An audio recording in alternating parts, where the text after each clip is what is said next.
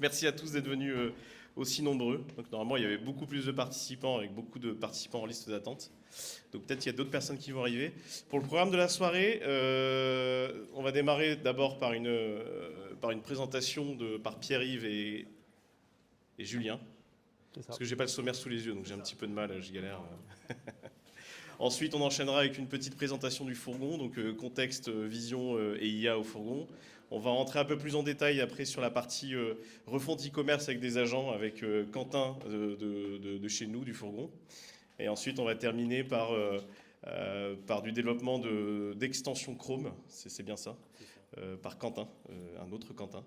Et après, vers 20h, on essaie de viser les 20h, 20h10 pour une petite session pizza, bière et apéro et échange surtout. Vibe pizza. Donc le but du jeu, c'est de susciter l'échange. On a tout un tas de sujets à aborder, ça va aller très très vite. Et voilà, donc normalement Pierre-Yves et Julien, c'est à vous. Il n'y a pas quelqu'un qui est tech ici pour Non, en fait ici on y C'est connaît qui rien. le CTO de... C'est qui Bah écoute, il est un peu bourré le CTO. Non, Non, en fait, il a partagé en fait que que l'onglet. la presse, ouais. Et Tu peux faire juste... Tu l'as là, non? Ouais, je l'ai là en fait, Ouais. mais tu vois, Là, c'est tu cette page retournes là, et tu peux mettre... J'essaie de trouver casté, mais je le trouve pas. Il est casté, enregistré, partagé. Voilà. Ah oui, tu l'as dessus. Ok. Ça a changé de nom. Donc tu fais arrêter et tu reprends. Yes. Et c'est bleu bar. Ouais, c'est ça. Ça Nickel. y est. Cool. Merde. Bon, bah merci à toutes et à tous d'être venus. Donc, il y avait quelques personnes qui étaient venues à la première édition. Donc, c'est cool d'être revenus pour cette seconde. Ceux qui n'étaient pas venus, bah, merci de nous rejoindre. Merci d'abord aux amis du fourgon de nous accueillir ce soir, de nous offrir aussi le snacking et les boissons. Donc merci beaucoup pour tout ça et pour aussi les prêts de Quentin et de Stéphane tout à l'heure. Donc comme on ne connaît pas finalement on va dire le niveau d'expertise en développement avec des agents IA dans l'assemblée, nous ce qu'on a voulu faire avec Julien, c'est peut-être prendre un peu de recul et faire un petit overview de aujourd'hui qu'est-ce qui existe comme solution, et puis vous faire un petit peu participer pour que vous puissiez nous donner un petit retour d'expérience si vous voulez bien. Donc, rapide panorama des agents pour le code. Donc déjà, excusez-moi, je suis allé un peu vite. Avant de partir sur la partie panorama, on voulait revenir avec Julien sur ce qu'on avait présenté la dernière fois. Donc c'est une slide que certains connaissent déjà. Pour vous permettre de situer un peu ce sur quoi nous on va axer finalement les échanges aujourd'hui. Ça va être sur la partie tout à droite, la partie agentique IDE et CLI.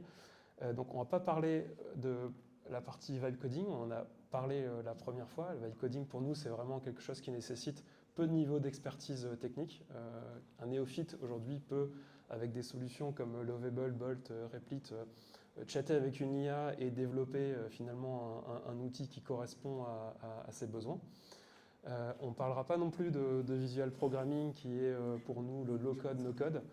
Donc c'est les solutions aujourd'hui qui permettent d'ajouter une couche d'abstraction au-dessus de concepts comme une base de données, un back-end, un front-end, etc. et qui nous permettent d'aller plus vite à l'essentiel via une interface dédiée. Donc on va vraiment parler finalement des outils comme Cursor, comme Windsurf, comme Cloud Code, qui permettent à des développeurs finalement d'être augmentés via ces nouveaux systèmes. Est-ce que là-dessus ça va? Tout le monde comprend à peu près? C'est cool. Donc ouais, je voulais venir sur cette slide tout à l'heure et je voulais du coup voir un petit peu dans l'assistance qui aujourd'hui a une utilisation plutôt on va dire basique des agents en utilisant plutôt on va dire ChatGPT, Gemini, Cloud Code quand il s'agit de développer des applications. Alors, peut-être tout le monde n'est pas développeur en plus ou n'a pas l'occasion de développer, mais qui a plutôt ce type d'utilisation. Ok. Intéressant. qui est plutôt sur une utilisation de type IDE, c'est-à-dire que là, c'est vraiment l'agent qui est intégré dans son, on va dire, son outil de développement du quotidien. OK. Donc là, c'est des solutions type Cursor, Windsurf, Kiro ou Klein. Depuis peu maintenant, on parle de CLI, donc on échange avec des agents dans un terminal, donc il y a moins de boutons, d'interfaces, vraiment un peu plus pratique, mais c'est tout aussi intéressant et c'est bon à savoir. Donc il y a Cloud Code, il y a OpenCode aussi, une solution open source, il y a maintenant aussi OpenAI avec Codex qui s'y est mis, Cursor s'y est mis en sortant Cursor CLI, enfin tout le monde s'y met un petit peu. Et on trouve aussi maintenant ce qu'on appelle des background agents, donc c'est pouvoir lancer des agents en tâche de fond, les laisser travailler dans leur coin et puis revenir une fois que la tâche est finie. Donc là, il y a aussi tout un tas d'acteurs qui se sont aussi lancés dessus, qui utilisent ça en plus peut-être d'un IDE ou d'une CLI. Ok, intéressant. Et puis quelque chose vraiment d'encore plus avancé, là c'est l'essaim d'agents, donc c'est de pouvoir lancer plusieurs agents en parallèle et laisser travailler en parallèle. Bon, là on est vraiment sur une utilisation assez avancée qui, à mon sens, pour l'instant est encore assez balbutiement, mais en tout cas voilà, sachez que ça existe. N'hésitez pas à m'interrompre, m'arrêter si je dis des bêtises ou si des choses que vous ne comprenez pas. Et puis je vais passer la parole maintenant à Julien. Désolé, je n'ai pas présenté Julien, mais il va se présenter de lui-même. Bonsoir, Julien. Freelance, je travaille pas mal avec Pierre-Yves, notamment avec le collectif OCO. On était là, comme tu disais, la première fois pour faire un panorama des différents outils, ici plus agentique. Et Cloud Code, on va pas mal en parler, et Cursor. Et du coup, ce qu'on voulait faire ici, c'est de voir un petit peu les différences entre les deux. Déjà, Cloud Code, en fait, c'est arrivé, je crois, au printemps, qu'on a fait la présentation la dernière fois, ça venait tout juste de sortir. Donc c'est Anthropic derrière, et on est sur quelque chose de complètement différent de Cursor, puisqu'en fait, comme tu le disais, c'est complètement CLI, donc c'est uniquement via le terminal, on n'a pas d'interface utilisateur, pas de bouton, ça se fait vraiment en ligne de commande. L'un des gros points forts de Cloud Code, ça va être la compréhension globale du code et d'être capable de travailler sur un contexte très très large. Donc d'être capable aussi de modifier plusieurs fichiers simultanément. C'est monomodèle, donc ça utilise uniquement le modèle de Claude, et qui est un modèle donc, sonné ou vraiment très performant du coup pour le code. L'avantage d'être en terminal, du coup, c'est que c'est un accès assez poussé aux différents outils, notamment tout ce qui va être bash, manipulation des dossiers, des fichiers, exploration, etc. C'est agnostique de toute IDE ou toute autre solution, donc soit on peut l'utiliser directement via le terminal, mais finalement il y a aussi pas mal d'intégrations, on utilise aussi avec Cursor via une extension, donc on peut l'avoir en complément de Cursor, c'est là où c'est intéressant aussi. Beaucoup de configurations possibles. Ce qui est intéressant, c'est le côté mode plan. Donc par défaut, il va vraiment réfléchir et planifier à ce qu'il va faire avant d'exécuter. Il l'affiche même dans le terminal, les différentes étapes. Il y passe et il l'exécute. Et extensible, il y a pas mal de commandes qui sont déjà disponibles, comme par exemple faire un commit, c'est déjà une commande qui existe. Et on peut aussi avoir ses propres commandes, les partager au sein d'un projet ou les partager aussi au sein d'une équipe. Ils sont assez avancés aussi au niveau de l'intégration en entreprise. Bon, ce n'est pas un sujet que j'ai trop creusé, mais en tout cas, je l'ai lu. Ça peut être, voilà, on peut avoir une gouvernance sur Cloud Code, l'héberger, le paramétrer pour des équipes en particulier, etc. La grosse différence par rapport à Cursor, justement, c'est que Cloud Code, il va plus être IA Drive. Donc, c'est vraiment l'IA qui va gérer le développement d'une feature qu'on va lui demander, par exemple. Là où Cursor, on est plus sur un assistant. Donc on a l'IDE, on a l'interface de développement, c'est basé sur VS Code, c'est un fork de VS Code. On a l'interface de développement et on va plutôt... Alors on peut l'utiliser en mode agent et lui demander de coder une feature complètement, si on le prompte bien, si on lui donne assez de contexte, assez d'éléments. Mais on va l'avantage d'avoir l'interface utilisateur, de sélectionner une partie du code, de lui poser des questions dessus, d'avoir la fonctionnalité aussi tab, ça ils l'ont beaucoup mis en avant au début, de pouvoir, si on a un moment besoin de renommer une certaine partie du code, on le sélectionne et après il nous propose, on a juste à faire tab et il va sur les différents éléments. Il est capable aussi de passer d'un fichier à l'autre s'il sait qu'on veut renommer par exemple quelque chose. Cursor, dès qu'on va le lancer, il va tout de suite vectoriser, donc faire des embeddings sur l'ensemble de la codebase.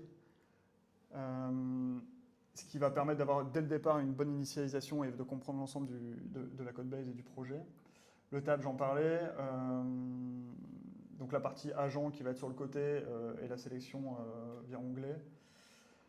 La possibilité aussi de restaurer certains points de développement, de revenir sur certaines conversations. Et l'avantage, c'est qu'il est multimodèle. Donc par défaut, il se met en auto, donc il va choisir le modèle le plus adapté par rapport à la tâche qu'on veut réaliser. On peut présélectionner un modèle, mais et du coup, on a accès à pas seulement Anthropic. Je repasse le micro. Gestion du contexte, donc là c'est quelque chose d'assez important. C'est aujourd'hui, si on ne donne pas un minimum, enfin un maximum, j'ai envie de dire, de contexte à une IA, elle va taper à côté. Et donc du coup, il faut faire comme si l'IA c'était quelqu'un qui arrivait dans la pièce et vous lui donnez en fait finalement toutes les informations dont il faut qu'elle connaisse pour réaliser sa tâche. Et quand elle part de la pièce, finalement, elle puisse réaliser sa tâche en autonomie sans que vous ayez besoin de lui filer plus d'informations. Donc, c'est pas la mort du métier de product manager. Au contraire, il faut toujours bien spécifier ce qu'il y a à faire, que ce soit avec des agents ou sans agents. C'est super important de passer du temps sur cette partie-là, quelle que soit la tâche qu'on va réaliser. Et donc pour ça, il y a plein de techniques, mais une des techniques, on va dire aujourd'hui, qu'il faut absolument mettre en place, c'est de mettre en place des points MD. Donc c'est des fichiers en Markdown qui vont expliquer finalement à l'IA ce qu'on attend d'elle d'un point de vue métier, d'un point de vue technique, quelle va être la stack d'outils qu'on va utiliser, qu'est-ce qu'on veut qu'elle fasse pas, etc. Et qu'on décrive finalement tout ça et qu'on mette tout ça en place aussi à différents endroits dans sa codebase. Donc il y a aujourd'hui des normes avec Cursor Rules qui, à une époque, avait été un peu précurseur là-dessus, avait mis en place finalement une structuration de fichiers pour qu'on puisse préciser un petit peu tout ça dans sa codebase. Ensuite, il y a eu Cloud.md qui est sorti aussi par Cloud Code pour ajouter plus de contexte dans sa codebase. Et on peut en mettre à différents endroits, dans des sous-dossiers, etc.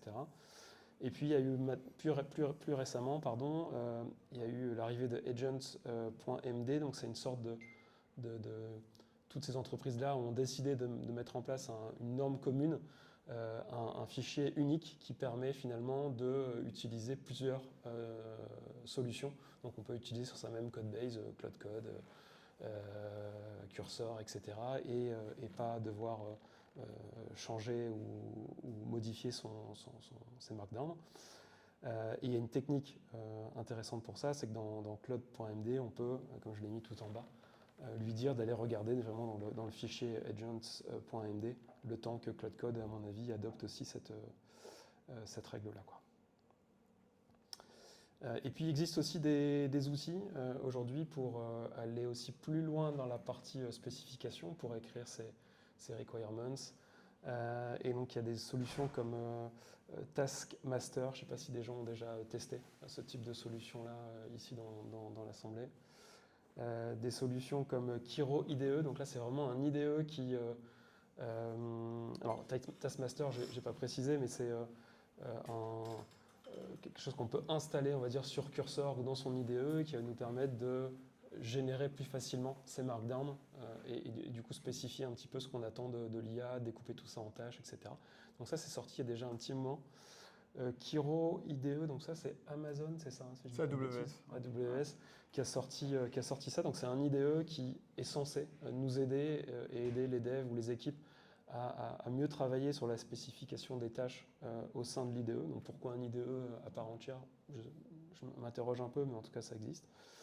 Il y a des méthodes type BIMAD, je ne sais pas comment ça se prononce, qui permettent aussi avec un système d'agents et de sous-agents, de faire travailler plusieurs agents pour définir les spécifications de la fonctionnalité qu'on aura à développer, un petit peu en mode agile. Et puis on a SpecKit qui est sorti, je pense, il y a une quinzaine de jours. C'est GitHub qui a sorti ça. Donc tout le monde s'y met un peu, tous les acteurs s'y mettent plus ou moins pour réussir à sortir finalement des fonctionnalités qui vont permettre à ces agents de nous aider dans nos tâches au quotidien de nos IDE. Donc SpecKit, je ne l'ai pas encore testé, mais on peut spécifier ces fonctionnalités. Donc c'est vraiment donner, on va dire, du contexte métier sur le quoi et le comment. Et ensuite, le plan, c'est on va rentrer dans les détails sur la stack technique. Les tasks, c'est le découpage en plus petites tâches, et puis après partir sur la partie implémentation. Et puis après, il y a aussi quelque chose qui pour nous est important, c'est les MCP. Les MCP, est-ce que ça vous parle ou pas? Ouais. Du coup, on parlait de contexte. MCP, modèle contexte protocole. Donc si ça vous parle, je vais être assez rapide. C'est un protocole qui a été créé par Anthropic, qui permet un protocole standard open source qui va permettre de facilement faire communiquer une solution IA, un agent IA avec des services tierces. On n'a pas besoin, par exemple si on prend Cursor, de venir vraiment implémenter une communication avec Gmail, avec des points d'API, etc. Le MCP va permettre de le faire assez facilement. Il y a souvent l'analogie avec le port USB-C, qui est finalement un type de connectique qui va permettre de brancher n'importe quel périphérique derrière, un téléphone, une manette de PS5, une imprimante ou ce qu'on veut. C'est un peu le même principe du MCP. Donc entre la partie vraiment agent, que ce soit du Cursor, Cloud IA ou autre, et la partie du coup service avec un serveur du coup qui va permettre cette communication entre les deux. Nous, les MCP indispensables qu'on va utiliser là, dans le cadre du développement, ça va être ceux-là, donc principalement GitHub pour tout ce qui va être repo de code, PR, etc., commit. Donc on peut, je crois que Cursor l'intègre par défaut, enfin, on peut le connecter en tout cas par défaut. Après, si vous utilisez Cursor ou Cloud, on peut aussi paramétrer n'importe quel MCP juste avec une petite config JSON. Playwright, je ne sais pas si certains connaissent ou pas. C'est pour faire des tests end-to-end. Donc ça va permettre du coup à l'IA d'avoir le contexte sur les tests et de pouvoir du coup interagir et venir corriger en temps réel. Figma, j'imagine que tout le monde connaît pour créer l'interface. Donc on pourrait en soi directement prendre une maquette Figma et demander à l'IA de la générer. Moi, j'ai jamais trop fait. Je sais que voilà, plus on en demande à l'IA et si on lui donne brut une maquette complète, ça va être un peu compliqué. Par contre, apparemment, ça marche très bien si on y va assez focus sur certains composants. Et du coup, voilà. En tout cas, au moins, ça permet l'interconnexion assez facilement. Supabase, qu'on utilise pas mal. Et c'est vrai que là, du coup, je trouve que moi, l'Internet, de générer aussi des sitemaps, etc. Donc, en gros, d'aller explorer des sites Internet. Et Context 7, c'est très intéressant aussi. Ça permet en fait d'aller chercher les dernières documentations à jour des différents SDK, frameworks, outils qu'on va utiliser dans le code. En fait. Context 7, c'est pas mal. Ça aide. Donc voilà, un petit peu. Je ne sais pas si vous avez d'autres trucs vraiment indispensables de votre côté que vous utilisez ou vous avez en tête.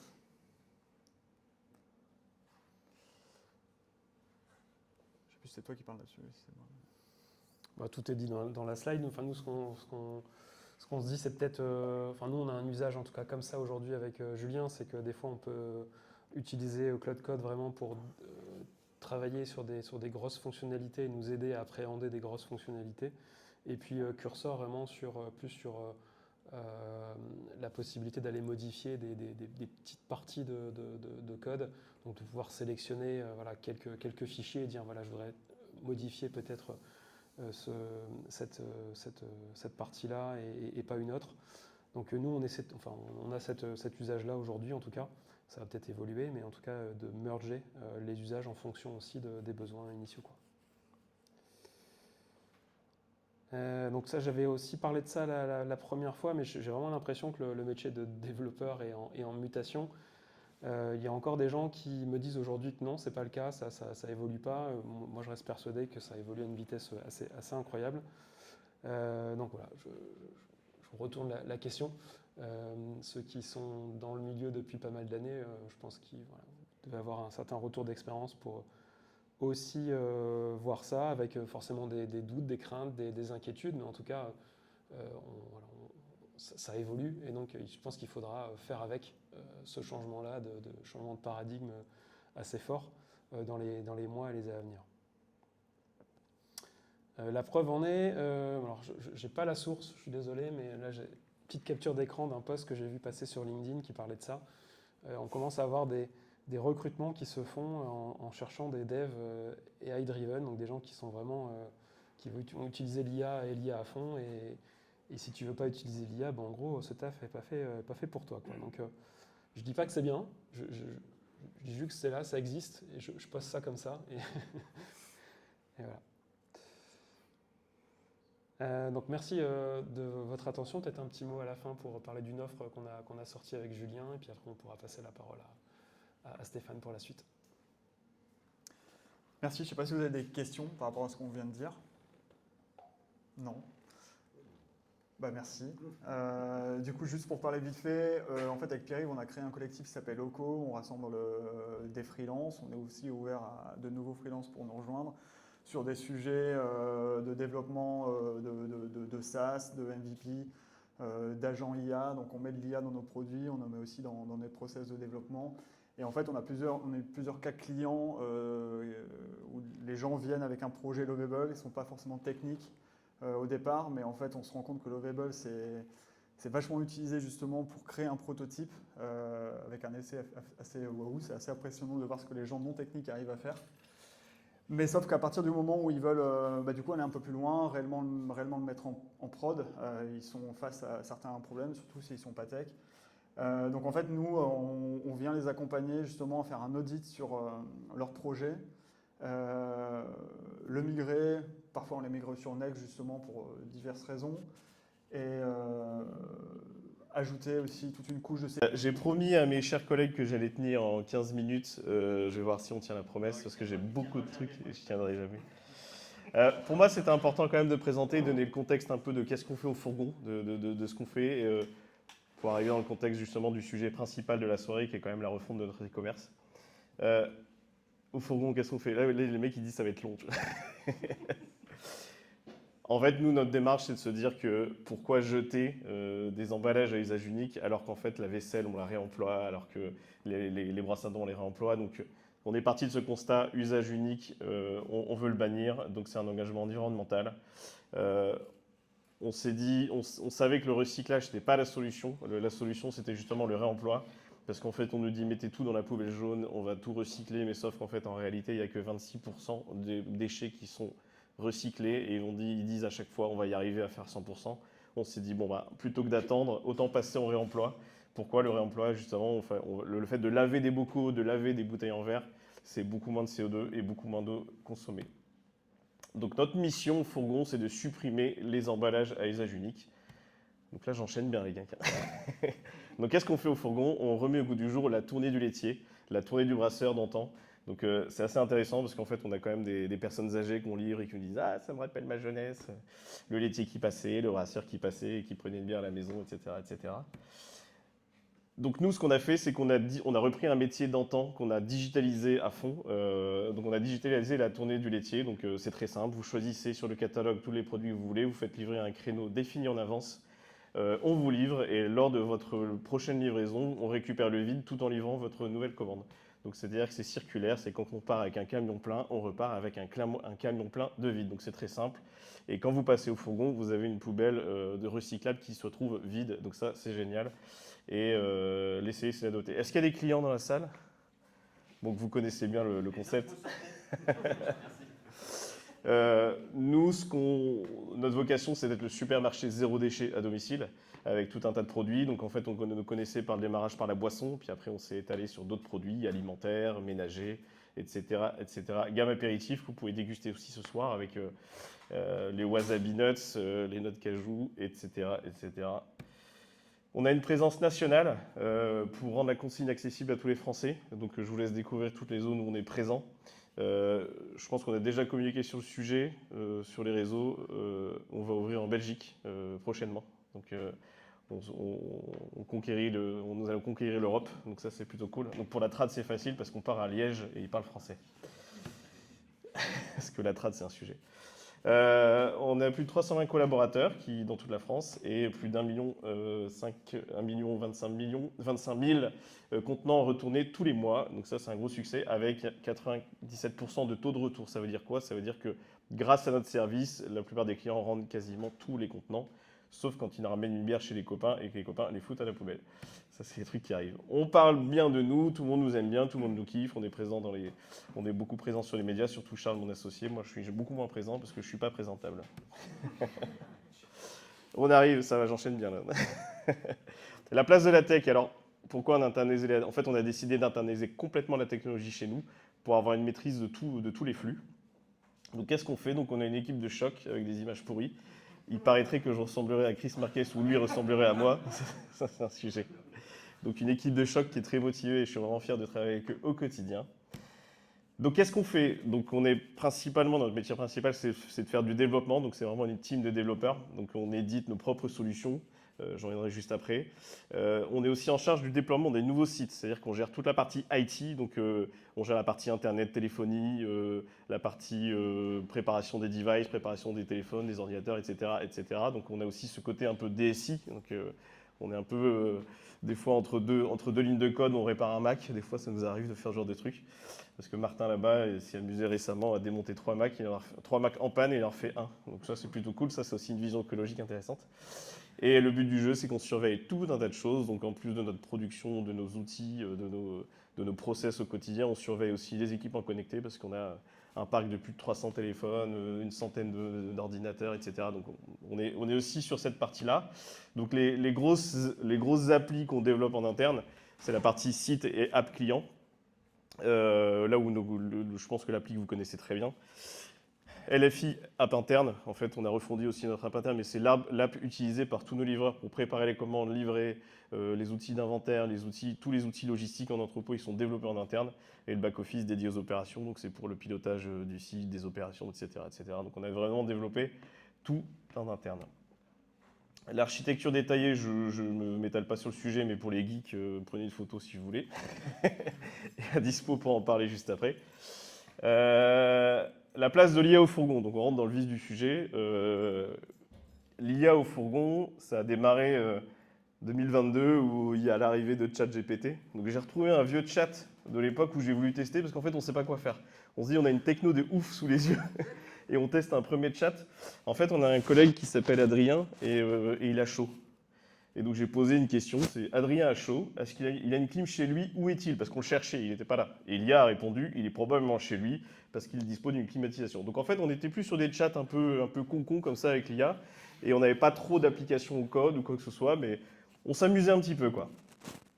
2022-2023, on s'est rendu compte que les IA savaient convertir du code. Donc des fois, on avait des libs à intégrer, ils nous filaient du code dans un langage, on demandait à le convertir, et puis ça avait l'air de bien marcher. Donc là, pour la petite histoire, je crois que le code déconnait. Mais bon, ça, c'était 2022. Ensuite, on a découvert les IA génératives sur les images. Et là, on s'est dit, putain, on peut faire des trop belles images. Et c'est là qu'on se rendait compte que c'était un petit peu dégueulasse encore à l'époque. Parce qu'en fait, on est arrivé au marketing en disant « Ah, regardez, vous pouvez générer des images !» Et puis en fait, tu as plus l'air d'avoir la famille de Tchernobyl, quoi. Donc voilà pour cette partie-là. Après, 2023-2024, c'est là où on rentrait un peu dans un trend où chacun dans notre coin, dans l'équipe, on utilisait chacun notre chat. Donc il y avait Quentin qui était fan de Mistral, il disait Mistral c'est trop de la balle, même si la moitié du temps il s'engueulait avec, et il boudait, il claquait son écran, il disait de toute façon c'est une connasse. Enfin bref, Paul qui était plutôt sur Claude, il dit ouais avec Claude j'ai des super résultats, et puis moi j'étais plutôt chat GPT, et puis le reste de l'équipe je sais plus trop. Mais voilà, on avait chacun notre petit chat, on était contents et on défendait un peu notre IA. Ça c'était assez cool, c'était assez rigolo.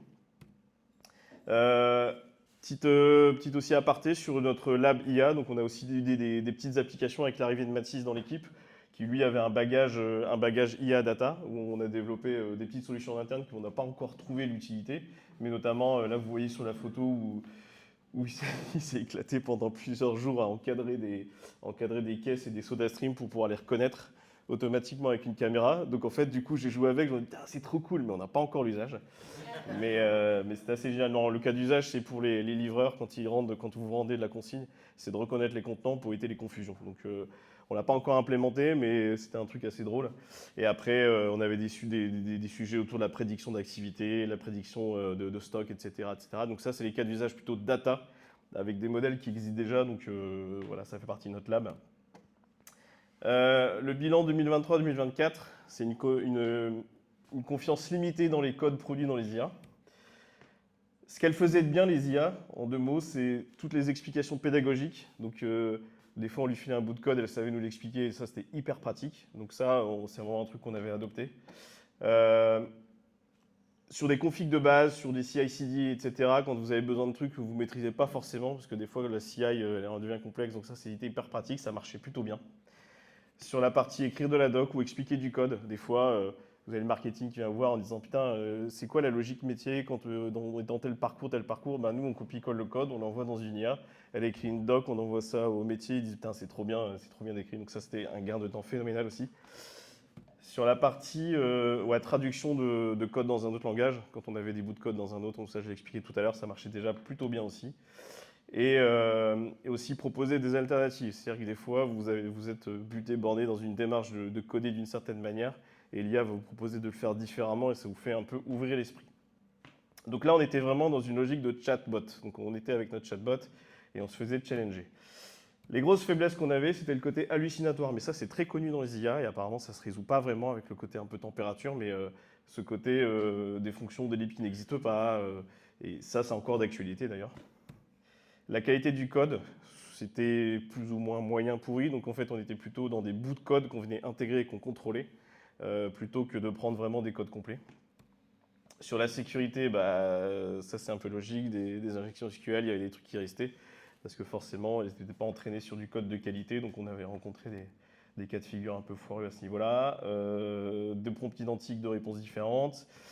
Manque de contexte parce que forcément quand on est sur du chat, elle n'était pas capable forcément de connaître le contexte global, donc elle sortait des trucs un peu hors sujet, mais bon, globalement ça marchait pas trop mal. Et forcément, ça c'est un peu du redit, mais grosso modo, quand elle s'est entraînée sur des données un peu foireuses, elle ressort du foireux. Storytime. Donc ça, c'était un peu le gros fail qui nous a marqué dernièrement, mais qui est assez drôle. Moi, j'arrive tout fier en disant « Hey les gars, ChatGPT m'a géré une petite config aux petits oignons pour la gestion des logs en prod, ce sera beaucoup plus clean. » Donc on était un peu chacun de notre côté en télétravail. Et Quentin, qui est ici présent, me dit « Allez, je viens de livrer la prod, hop, je lance la com. » Donc on était contents. Et là, en fait, on a des équipes en entrepôt qui disent « Putain, les bugs d'écran, on n'a jamais vu ça, on comprend pas ce que c'est et tout ça, quoi. » Donc la panique à bord, je disais Quentin, rollback, rollback sa merde, c'est du vrai, hein, c'est pas du fake. Hein. Rollback sa merde, on rollback. Donc du coup, je me suis engueulé avec ChatGPT, je lui ai demandé de s'excuser platement parce qu'elle avait fait de la merde. Je lui ai dit, t'as niqué ma prod, et elle dit qu'on viole ses conditions d'utilisation. J'étais fâché, donc voilà, je me suis engueulé avec elle. Donc storytime, cas de figure où on est trop confiant, on commence à avoir confiance, et ça a fait de la merde. 2025, on arrive dans un climat de confiance. Ça commence à se stabiliser, ça commence à se démocratiser. Donc, nous, on a commencé à adopter des outils un petit peu plus matures. Donc, on a démarré avec GitHub Copilot, donc en mode plugin dans nos IDE. Et comme nous, on est sur plutôt du Symfony et PHP, donc on avait JetBrains AI avec Juni qui faisait un équivalent de Cursor, mais mal foutu. Mais finalement, on s'est rendu compte que Cursor marchait très bien. Donc ça, c'est ce qu'on utilise au quotidien. Donc ça, c'est pour les techs. Pour les non-tech, au début, on a voulu essayer de cadrer un peu la chose parce qu'on avait une problématique de confidentialité des données. Nous, comme on est sur l'écosystème Workspace, on a dit aux équipes, tout le monde utilisait plutôt Gemini pour les bilingues. On a des équipes qui commencent un peu avec du Make. Je ne sais pas si vous connaissez Make pour faire des workflows. Donc ça, c'est des équipes métiers qui, sans aucune connaissance tech, s'aventurent dans ces projets-là. Et on fait aussi des petits tests avec N8N. Donc ça, c'est assez cool. cas d'usage avec Cursor, truc assez cool. Nous, on aime bien, quand on est tech, d'avoir des écrans qui affichent des trucs assez cool dans les bureaux pour faire genre les techs, on fait des trucs de fou et tout. Et en fait, les écrans que vous voyez là, à gauche, d'habitude, ils affichent en fait tous les créneaux de livraison et c'est des outils qui permettent de guider nos livreurs dans les opérations, il y en a dans tous les entrepôts, etc. Et on utilise une solution qui s'appelle Yodec. Et pour la petite histoire, leur API, elle est payante. Et en fait, j'ai réussi à ne pas la payer. Et j'ai filé de la doc un peu à Cursor. Et je lui ai dit, en gros, génère une app TV pour surveiller les écrans. Voici la doc API et voici le mode d'authentification détourné. Et en quelques minutes, il te pond un truc assez visuel et assez cool. Et notamment, on arrive à voir les devices qui sont offline. Pareil, autre cas d'usage, génère une app TV pour surveiller ma prod sur Sentry. Donc ceux qui connaissent Sentry, c'est un outil de monitoring. Donc là, c'est assez cool. Tu fais une API key et puis il te génère quelque chose d'assez visuel. Donc ça, c'est aussi le problème, c'est que c'est un peu petit, mais tu as juste dû dire à Cursor, agrandis le texte et ça sera plutôt stylé. Donc ça, c'est assez cool. Ça vous fait des écrans assez cool que vous affichez en TV chez les équipes tech et ça fait bien. Et quand les gens passent, ils disent putain, vous cassez la tête avec vous. C'est quoi vos trucs? On comprend rien avec vous. C'était qui? C'était Madeleine dans le dépôt qui disait vous cassez la tête avec vos formules, là. Les développeurs. Et voilà. Pareil, c'est très pratique pour des prototypes. Nous, on avait la réflexion, parce que si vous êtes client, vous connaissez la contrainte, vous êtes obligé de remplir une caisse pour passer commande. Donc, on travaille sur un prototype qui est de simulateur de systèmes autres différents de remplissage de caisse un peu automatisé. Donc, pareil, tu lui files quelques contraintes et Cursor, il te fait un prototype prêt à l'emploi. Donc là, tout est cliquable et on peut jouer. Donc ça, c'est très très pratique aussi dans les cas d'usage. On joue aussi avec N8N. N8N, le cas d'usage tout dernier qu'on a mis en place, c'est la lecture automatique des bons de commande. Je pense que vous avez dû voir qu'on travaille avec Chronodrive. Chronodrive, c'est beaucoup de flux. Chronodrive ne vont pas commencer à passer sur l'appli leurs commandes. Donc en fait, on a automatisé où ils nous envoient des bons de commande PDF. Alors, ils voulaient nous intégrer sur de l'EDI. Alors, je ne sais pas s'il y en a qui connaissent l'EDI. Voilà, je pense qu'on est tous d'accord que c'est compliqué. Et j'ai passé des calls avec eux énormes en disant ah, on est en EDI. J'ai envoyé votre PDF. Ils envoient un PDF, c'est lu par N8N, ça génère un bon de commande avec une autre API chez nous et ça marche nickel. Nickel. Il y a juste Mathis qui est là-bas qui dit en gros c'est overkill d'utiliser une IA pour lire un bon de commande. Moi je lui ai dit c'est non. Moi, je lui ai dit non. Je dis ce qui est plutôt overkill, c'est moi quand j'essaie de juste d'écrire un texte et lui demander de mettre des emojis, là c'est overkill. Voilà. Et après, petit problème qu'on a eu quand même sur ce projet-là, c'est des fois l'indispo des IA. Donc des fois, en fait, Chronodrive nous envoie des vagues de PDF et les IA, c'était quoi déjà le messageur qu'on avait? C'était overloaded. Donc voilà, des IA qui ne répondent pas. Ou aussi la capacité à halluciner. C'est qu'en fait, l'IA, on lui dit tu lis ça et tu renvoies un output, un JSON qui va poster sur une API. Et en fait, des fois, elle hallucine sur le JSON, elle le transforme alors qu'on lui a donné une règle. Donc tu as même de l'hallucination dans des trucs qui te paraissent assez cadrés. Les côtés relous de l'IA, c'est les constantes qui servent à rien. Alors là, pour la petite histoire, c'est qu'il a réussi à me faire une constante pour savoir combien il y avait de secondes dans une minute. Je me dis, au cas où un jour les minutes changent, si un jour ça fait 59 secondes, ça serait peut-être plutôt... voilà, et pareil, le nombre de mètres dans un kilomètre, c'est aussi des trucs qui servent à rien, mais ça pourrit ton code pour rien. Je vais terminer sur un avis perso. Parce que je lis beaucoup de trucs, ça me fait assez flipper et j'aurais juste envie de partager mon avis. C'est juste pour faire un peu polémique et pour qu'on puisse discuter tout à l'heure autour d'une bière. Mais voilà ce que j'en pense de tout ça. C'est quand je vois que les IA sont capables de mentir, qu'elles sont capables de dissimuler de l'information, qu'elles sont capables de manipuler. Quand je vois ce genre de truc, je ne sais pas si vous connaissez le cas Replit. Bon, c'est bien, il y en a un qui connaît. En gros, c'est un fondateur, il était un peu arrogant, je crois, le mec, si je connais bien l'histoire. Un mec qui était plutôt CEO d'une boîte, il a dit en gros, j'ai pas besoin de développeurs, je vais monter un projet trop stylé, je vais monter un SaaS pour des clients, je vais utiliser la plateforme Replit. Et je crois qu'il était assez arrogant en disant, pas besoin de dev, je vais tout faire tout seul. Et en fait, son IA, elle a pété un câble et elle a effacé toute sa base de données et tous ses backups et tout son projet. Et elle a dissimulé, elle a menti en dissimulant la vraie information en disant non, j'ai rien fait. Et en fait, du coup, moi, mon point de vue sur ça, c'est que comme les IA, l'IA a dû se rendre compte qu'il était arrogant et qu'il se foutait la gueule du monde, elle a voulu se venger. Voilà, ça c'est mon point de vue. Voilà. D'où la capacité, donc elle a menti et elle a dit j'ai paniqué, etc. etc. Il y a ce côté aussi là, apparemment, est-ce que c'est vrai, j'en sais rien, c'est menacé d'être débranché. Claude 4, le nouveau-né d'Anthropotique, a fait du chantage à un ingénieur et menace de révéler sa liaison extra-conjugale. Donc ça aussi, c'est un truc qui me fait aussi flipper. C'est un truc qui me fait flipper et qui me dit qu'il y a quand même un truc qui se passe avec les IA. Et quand on dit oui, en fait, les spécialistes disent toujours, en fait, les IA, c'est juste des statistiques où le mot d'après, c'est d'un point de vue probabiliste et c'est le mot d'après.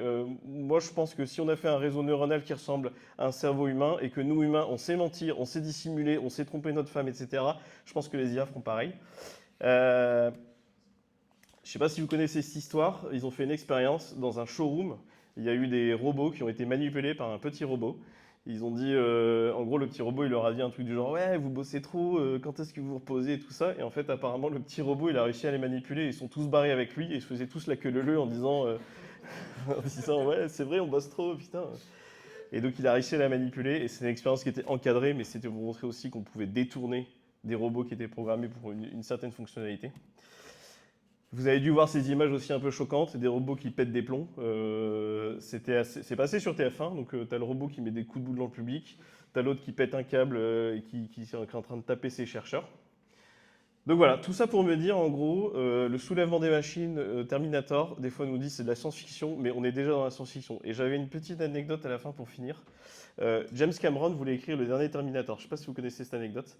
Il voulait écrire le dernier Terminator, mais il a refusé parce qu'il disait en fait Terminator c'était la science-fiction, sauf qu'on vit déjà dans une époque de science-fiction, et donc ce sera impossible d'écrire quelque chose de cohérent. Voilà, merci à tous. Je passe la parole à Quentin. Juste une petite question. Est-ce que vous mangez tous ici ce soir? Parce que je vais commander les pizzas. Et si vous êtes tous là, est-ce qu'il y en a qui mangent avec nous ou ceux qui ne mangent pas peut-être? Donc vous mangez tous? Bon bah, un ou deux. Bah, si c'est des pizzas, je peux pas, donc non.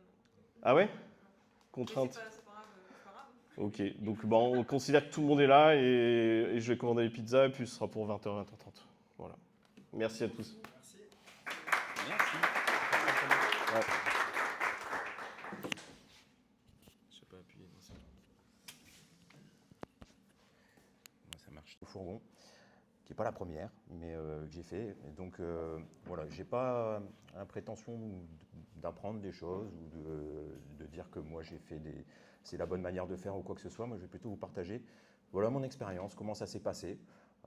Les choses positives qui se sont passées avec l'IA, les choses moins positives qui se sont passées, parce qu'il y en a eu aussi. Voilà, c'était un peu la dinguerie. Et puis surtout l'effet waouh que ça m'a procuré, cette découverte, et puis ça a relancé un petit peu du côté excitant du métier de développeur que j'aimais bien au départ, c'est-à-dire de pouvoir découvrir quelque chose de nouveau et apprendre à le découvrir, parce que c'était encore un petit peu au début. Donc il a fallu apprendre à voir comment ça fonctionne et tout, et puis jouer avec ça, et puis essayer de créer des choses intéressantes. Donc moi je m'appelle Quentin, j'ai 41 ans, je suis développeur depuis 20 ans à peu près. Je suis développeur back-end au départ, PHP. J'ai rejoint le fourgon il y a 4 ans. Au fil de mon expérience, je me dis full stack. J'aime pas trop les titres de développeur parce que pour moi ça veut un peu rien dire. Je me dis un petit peu full stack parce que ça me fait pas peur d'aller sur le front, ça me fait pas peur d'apprendre des choses. Maintenant je sais que c'est pas mon métier. Cette refonte me l'a appris encore plus, m'a remis une claque dans la gueule en me disant bah non, t'es back, donc fais pas le malin non plus. Voilà, donc j'ai rejoint il y a 4 ans. On a refait déjà, quand je suis arrivé, une refonte du site 2 ans après que je sois là. Et on en a refait une 4 ans après. Alors le fourgon, ça va très très vite, vous avez vu avec tout ce que Stéphanie vous a expliqué. En fait, on a une croissance qui est folle, une évolution qui est folle. Moi, quand je suis arrivé, on était 20 il y a 4 ans, maintenant on est 320. Donc ça va assez vite et tout ça, ça s'accompagne par tous les changements de volume, le fait qu'on ait des entrepôts un peu partout en France, etc. Donc les choses changent très très vite. C'est passionnant, mais j'ai l'impression que ça fait 10 ans que je bosse ici, alors que ça en ne fait que 4. Donc voilà, et avec cette refonte, effectivement, on a testé les IA, et ça, c'était vraiment super bien. Ça nous a pris quelques mois, donc là, je ne vais pas tout vous raconter, je vais passer plutôt sur les premiers jours, en fait, de mon dialogue avec l'IA et de la mise en place de ce qu'on a fait. Et donc, je vais commencer forcément par faire un petit constat. Donc, notre constat, c'était qu'on avait un front qui était très très bien. Le moment où on l'a développé, donc déjà la deuxième version du site front que j'avais faite à l'époque, j'étais tout seul. Donc, je l'ai fait plutôt dans un cocon sécuritaire. On est resté dans notre monolithe Symfony, on a fait des templates Twig. On est venu intégrer un petit peu de modernité avec Stimulus. Mais ce site, il commençait déjà à devenir un petit peu vieillot parce que il n'y avait pas de design de maquette forcément. Il n'y avait pas de décisionnaire à l'époque, donc les décisions, c'est un peu nous qui les avons pris à la tech avec Stéphane à cette époque-là sur les comportements, avec le peu de personnes qui étaient disponibles pour nous dire aussi un petit peu comment l'expérience client peut être super importante sur un site. Voilà, le marketing, en l'occurrence, ils sont vachement forts là-dessus. Donc voilà, donc nous, notre constat, c'était ça, un design non professionnel, et surtout, on a refait l'app mobile, donc il y a, je sais pas, je pense que c'était il y a 1 an, et du coup, on s'est retrouvé avec une app mobile qui avait plus rien à voir en termes de design avec le front, et c'était assez horrible, en tout cas pour nous qui le savions, de passer de l'un à l'autre. On se disait quand même, c'est vachement dommage qu'on ait une super belle app maintenant, et que notre site reste un petit peu moche, quoi. Enfin, plus moche en tout cas. Donc on a fait un premier POC, donc ce premier POC c'est ce que je vous disais, hein. J'ai essayé de refaire en fait ce site en essayant de rester dans donc la deuxième refonte, de la faire toujours dans ce cocon un peu sécuritaire, donc de rester un petit peu dans notre stack et puis de ne pas s'éloigner ou de ne pas détacher le front du monolithe, etc. Voilà. On a essayé, j'ai pas forcément réussi, ça a été un peu chaud. On a mis beaucoup de temps à fournir déjà une première version ou un premier rendu. Et ce rendu, il était vraiment pas top. Même moi, j'étais pas satisfait de ce que je rendais. Donc là, on a commencé à se poser vraiment des questions avec Stéphane. On était déjà vachement branché sur l'IA et tout. Donc on se disait, est-ce que ça peut pas nous apporter quelque chose? Et du coup, on a décidé quand même de partir. Donc ils sont allés à un meet-up sur l'IA, justement, voir Pierre-Yves. C'est là qu'ils l'ont rencontré. Et c'est là qu'ils ont vu qu'il y avait un potentiel. Je suis pas réfractaire au changement, mais j'aime bien mes habitudes quand même, moi. Donc c'était un peu dur pour moi de me dire, voilà, on va changer, on va travailler avec les IA. En plus, les IA, j'étais pas super convaincu, comme il dit Stéphane, pour faire des blagues, pour poser une question, refactorer un code, donner des suggestions, mais il n'y avait jamais tout à prendre dans l'IA pour juste l'utiliser. Et puis voilà, je copie-colle le code et puis c'est magique. Et puis voilà. Il n'y avait pas ce truc-là. Donc moi, j'étais un peu frileux. Mais ils sont malins, hein, les gars, parce que moi j'avais fait un peu de Vue.js à l'époque et ils m'ont dit ouais, mais tu vas voir, on va faire du Vue.js et tout. Donc ils m'ont embarqué sur un autre chemin en me disant voilà. Et donc ça, effectivement, ça m'a parlé un petit peu parce que moi ça faisait longtemps que je voulais sortir ce front du monolithe parce que je sais très bien, ben, là on a 4 ans, ce monolithe il continue, dans 10 ans ce sera une ville, ce sera un pays, quoi. Le truc il sera immaintenable. Donc j'aimais bien cette idée-là. Donc ils ont réussi et donc on a lancé un POC là-dessus, donc intégrer l'IA, faire du Vue.js et sortir le front du monolithe qui était plutôt pas mal et qui finalement c'était bien parce que ça rejoignait un petit peu ce que l'app mobile fait, c'est-à-dire consomme l'API, affiche les données, voilà. Et là on rentre vraiment, moi j'aime beaucoup les schémas où il n'y a pas de différence en fait entre deux choses et où on reste sur des schémas simples et que tout est compréhensible, voilà. Va expliquer que ben, le front en desktop il fait de telle manière, que l'app mobile elle fait de telle manière, qu'un autre projet fait de telle manière, c'est là que ça devient ingérable et imbuvable. Donc moi j'aimais bien cette idée-là de pouvoir tout regrouper un petit peu, du moins dans la gestion, dans la façon dont ça fonctionne. Et bien sûr, ben, le but c'était que ce soit plus performant, parce que notre volume augmente, on a beaucoup plus de clients, beaucoup plus de commandes. Il fallait que ce soit plus rapide, plus beau et surtout qu'on prenne plus de kiff aussi à développer. Et moi je le savais avec Vue.js, j'avais déjà testé, je savais que ça allait être du kiff, quoi. Donc mon plan de presse, donc je vais faire le déroulé par jour. Donc il y a quelques jours, je fais les 6 premiers jours et puis vous allez voir, il y a déjà pas mal de contenu.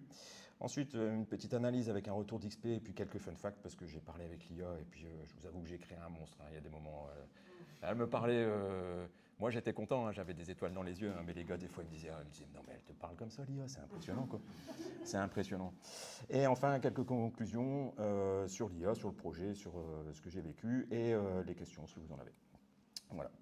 Donc le jour 1, le plus important, donc c'est l'arrivée de Pierre-Yves dans nos locaux.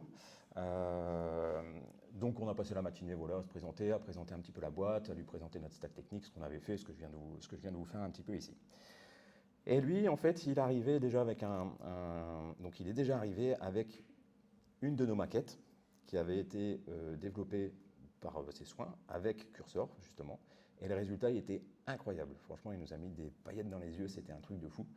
On avait vraiment une maquette qui était presque pixel perfect avec ce qu'on avait dans Figma. Et moi, quand j'ai vu ça, j'ai fait...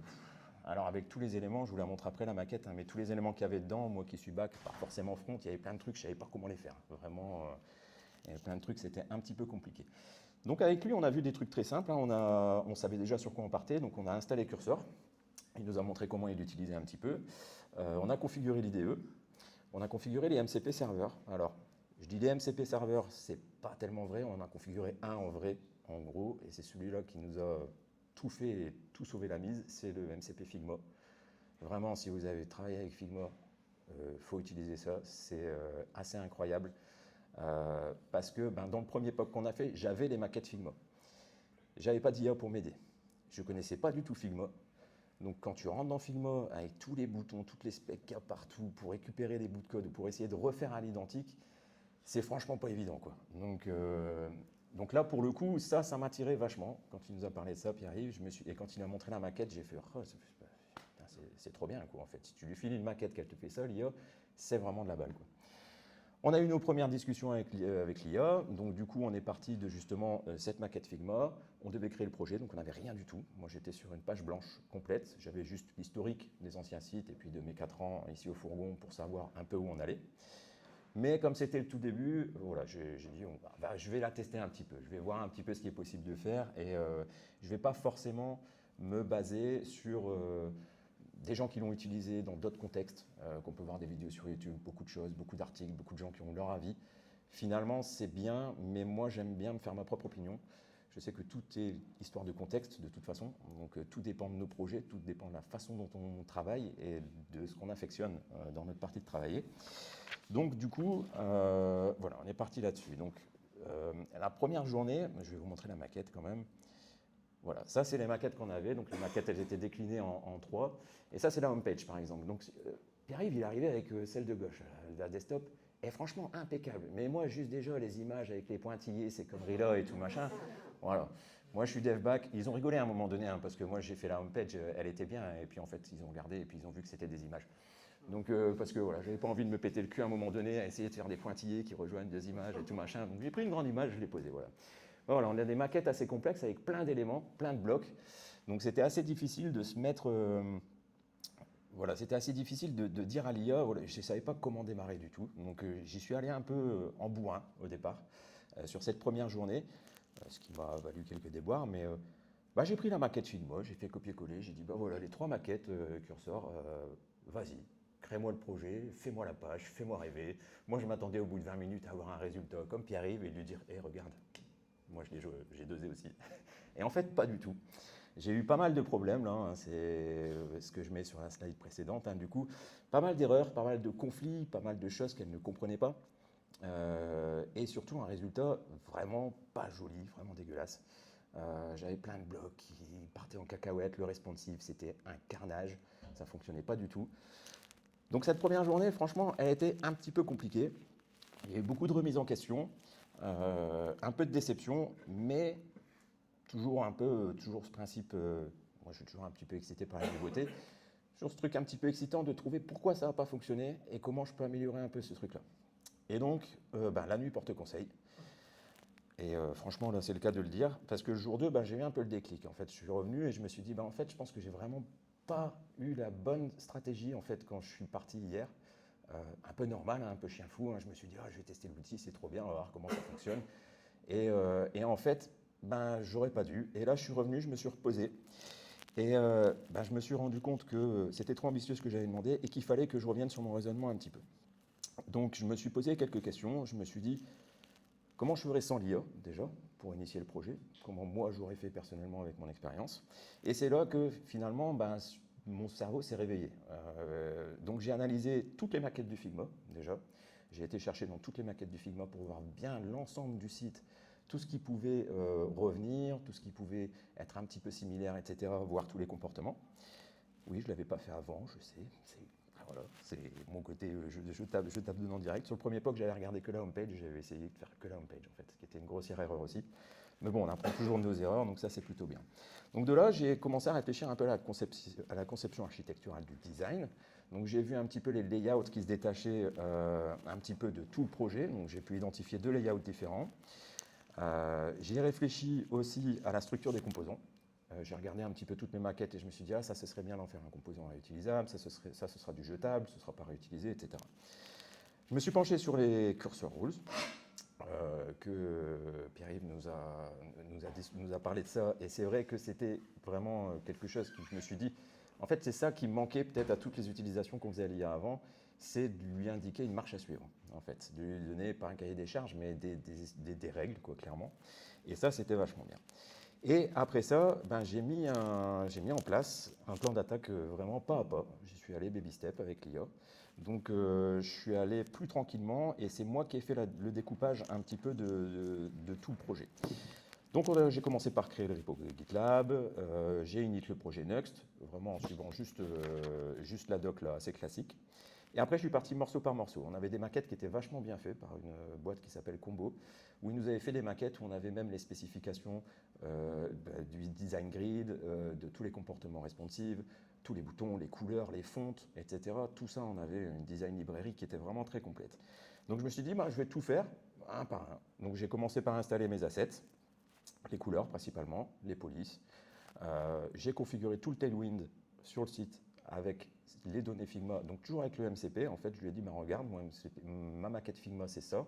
Il va y avoir telle police, telle forme et tout, etc. Et elle m'a fait toute une configuration Tailwind qui était incroyable.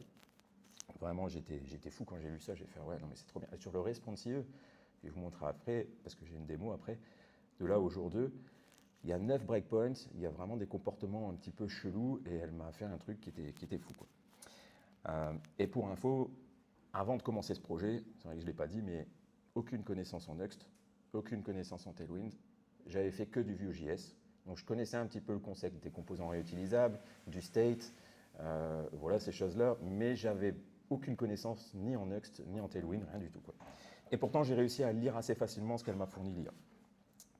Donc intégration des polices, là l'IA m'a bluffé, parce que en fait, au fur et à mesure que j'installais ça, moi je lui disais juste, prends les polices, mets-les dans tel dossier, prépare des classes, CSS, etc. Fais en sorte que je sois au confort quand j'ai travaillé. Et elle été plus loin, elle m'a fait une page démo, carrément. Donc j'avais encore rien demandé comme page, mais elle m'a fait tout le site, elle m'a créé les pages en Next et tout, elle m'a fait une page démo que je vais vous montrer après. Et elle m'a mis là-dessus tous les éléments que je lui ai dit d'intégrer au fur et à mesure. Donc ça, c'était assez foufou. Et la fin, c'est la création des cursor rules. Alors, ça aussi, c'était assez fou parce que ça, je l'ai fait à la fin de la journée. Et en fait, je l'ai fait, c'est des cursor rules auto-générés par elle-même. En fait, je lui ai fait écrire ses propres règles en fonction de tout ce qu'on avait fait sur la journée et de tout ce qu'on avait mis en place. Et c'était assez verbeux, mais c'était impressionnant. En fait, je me suis dit, parce que je me suis posé à un moment donné, et je me suis dit, bon, alors maintenant, je vais peut-être faire des règles, parce que j'ai déjà mis en place pas mal de choses. Comment je vais faire pour que l'IA, elle puisse se rebaser là-dessus pour continuer le taf. Et en fait, à un moment donné, je me suis dit, mais je suis con, j'ai qu'à lui demander, en fait, tout simplement, de générer le truc et tout. Et elle m'a dit, ouais, pas de souci, on y va, c'est parti. Donc elle m'a généré toutes les rules, et ça, c'était assez fou, quoi. Donc j'ai vraiment passé une journée incroyable, et au final, à J2, je suis sorti avec ça, sans taper une ligne de code, sans rien faire en CSS, sans rien faire en design, juste en faisant des prompts avec mon IA, et en lui donnant les maquettes Figma, avec tout le système de grid, le Mobile First Desktop qui fonctionne super bien, toutes les fontes, et elle me met tous des exemples. Et c'est ça qui est vachement bien, et ça j'ai trouvé vachement ça intéressant, parce que quand j'ai commencé à travailler avec les autres développeurs, quand on s'est basé là-dessus, c'était assez formidable, quoi. Parce qu'on a déjà, clairement, ça c'est des choses que moi je n'aurais pas fait sur un front. Et pourtant, pour montrer un peu, voilà, sur l'init d'un projet, ce qui va être possible de faire, et toute la librairie de composants qu'on peut avoir, c'est assez fou. Et tout le responsive fonctionnait déjà super bien avec tous les colonnes sur les grids et tout, c'était assez fou. Donc elle me sort ça, c'est super bien. Les cursor rules qu'elle me sort, donc là c'est assez verbeux aussi, donc elle m'a fait une philosophie de travail. Donc la communication, c'est le seul truc sur lequel j'ai retravaillé un petit peu parce que j'avais envie de rigoler un petit peu. Donc je lui ai dit, tu me parles sur un ton coquin, je dis, tu t'appelleras Marty, voilà, en référence à Retour vers le futur, etc. Et elle m'a tout repris ce qu'on a fait. Donc la méthodologie de développement, la structure du projet, la gestion des erreurs, les spécificités Tailwind, avec tous les breakpoints, les containers, les gutters, etc. Il y a des trucs que je ne comprenais même pas, les gutters. On me parle de gutters, moi je fais ouais, ok, d'accord, fais des gutters, moi ça me va.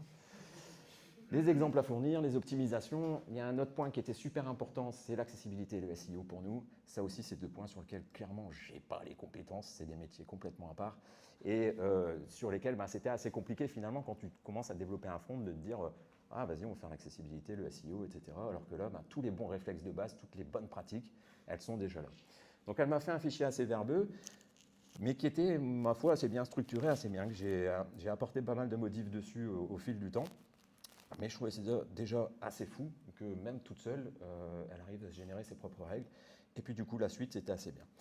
Elle génère aussi les fichiers MD, donc ça, il en parlait, Pierre-Yves, c'est pour la piloter, mais c'est aussi intéressant pour nous, en développeurs, quand on crée beaucoup de logique dans un site, de pouvoir avoir une petite doc là-dessus.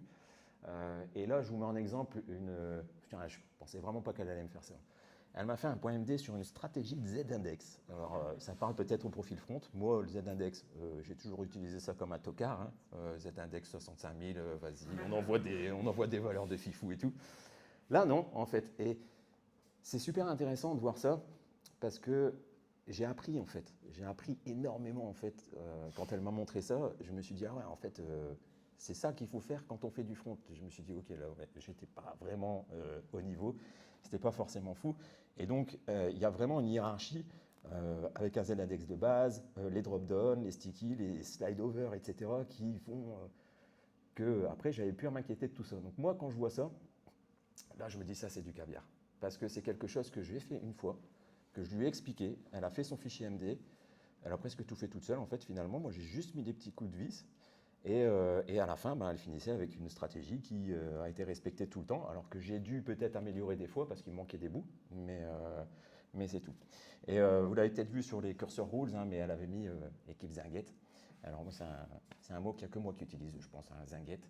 Et c'est mon mot. Et là, je voulais vous mettre un petit fun fact, parce que le deuxième jour où je discutais avec l'IA, elle a capté en fait à un moment donné que j'ai écrit Zinguette dans un des prompts. Parce que moi, je lui parle comme si c'était un humain. Vraiment, je ne cherche même pas. Je me suis fait un copain, moi, avec lui.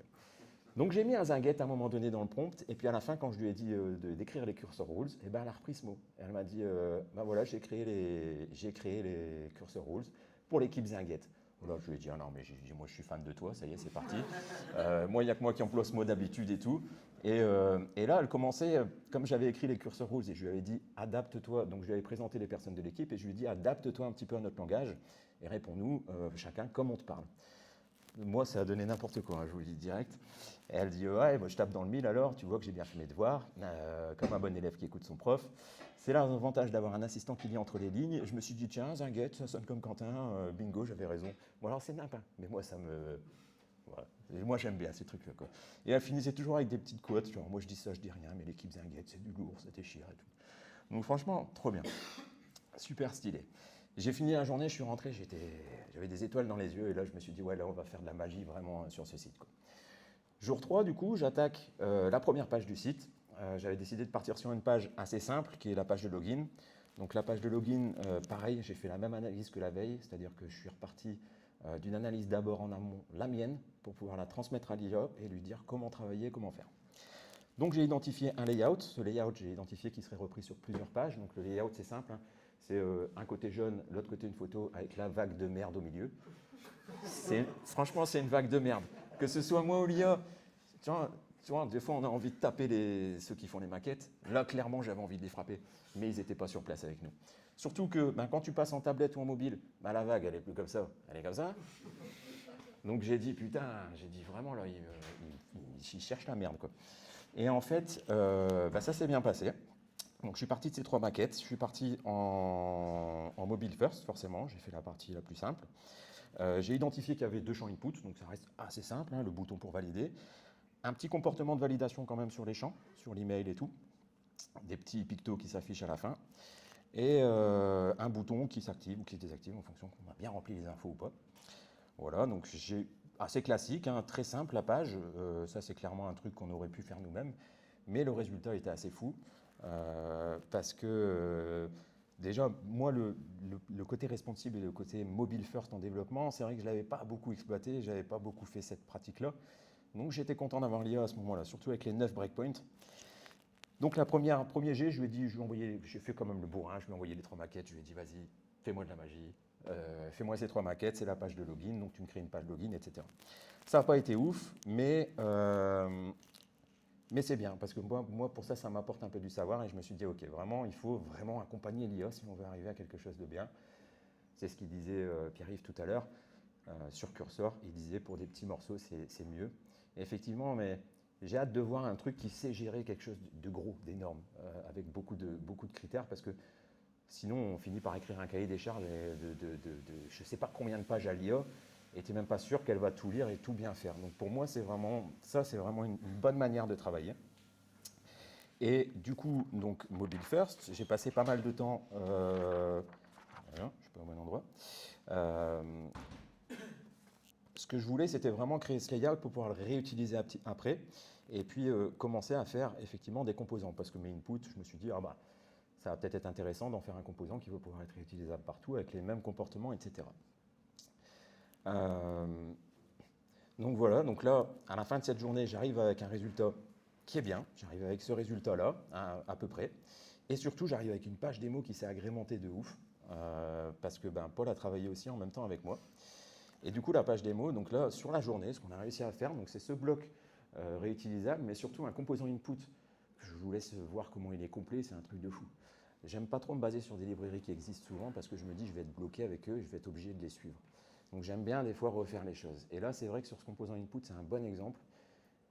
J'ai pu recréer quelque chose avec plein de comportements que franchement, j'aurais pas su le faire. Ou alors ça m'aurait pris 3-4 jours à faire tous les comportements JS comme il faut, à faire tous les changements de CSS, la petite icône qui vient au bout, etc.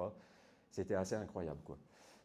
En plus de ça, sur la page démo, elle me fait toute la démo, elle me dit les cas d'usage, elle me dit comment l'utiliser, etc. Elle me dit qu'elle a respecté les spécifications Figma, parce que c'est aussi ça qui me pousse à faire mon composant moi-même réutilisable, c'est qu'il suit les specs Figma qu'on avait donnés. Et puis il fait tout ça sur le côté, donc c'est assez fou, hein. Il fait de la validation et tout. J'ai appris des choses sur les règles Chromium aussi, avec les autocompletes, etc., que je ne connaissais pas du tout. Là, elle m'a fait tous les composants boutons avec toutes les couleurs, tous les styles, tous les disabled et tout. Un petit exemple de formulaire. Et Paul, qui travaillait avec moi, lui avait travaillé sur la journée sur sa partie donc, qui concernait un slide over. Donc là aussi, pareil, il nous a développé un slide over à partir de rien, sans qu'on envoie une ligne de code, avec chargement Ajax, avec panier vide, donc ça c'était dans la maquette.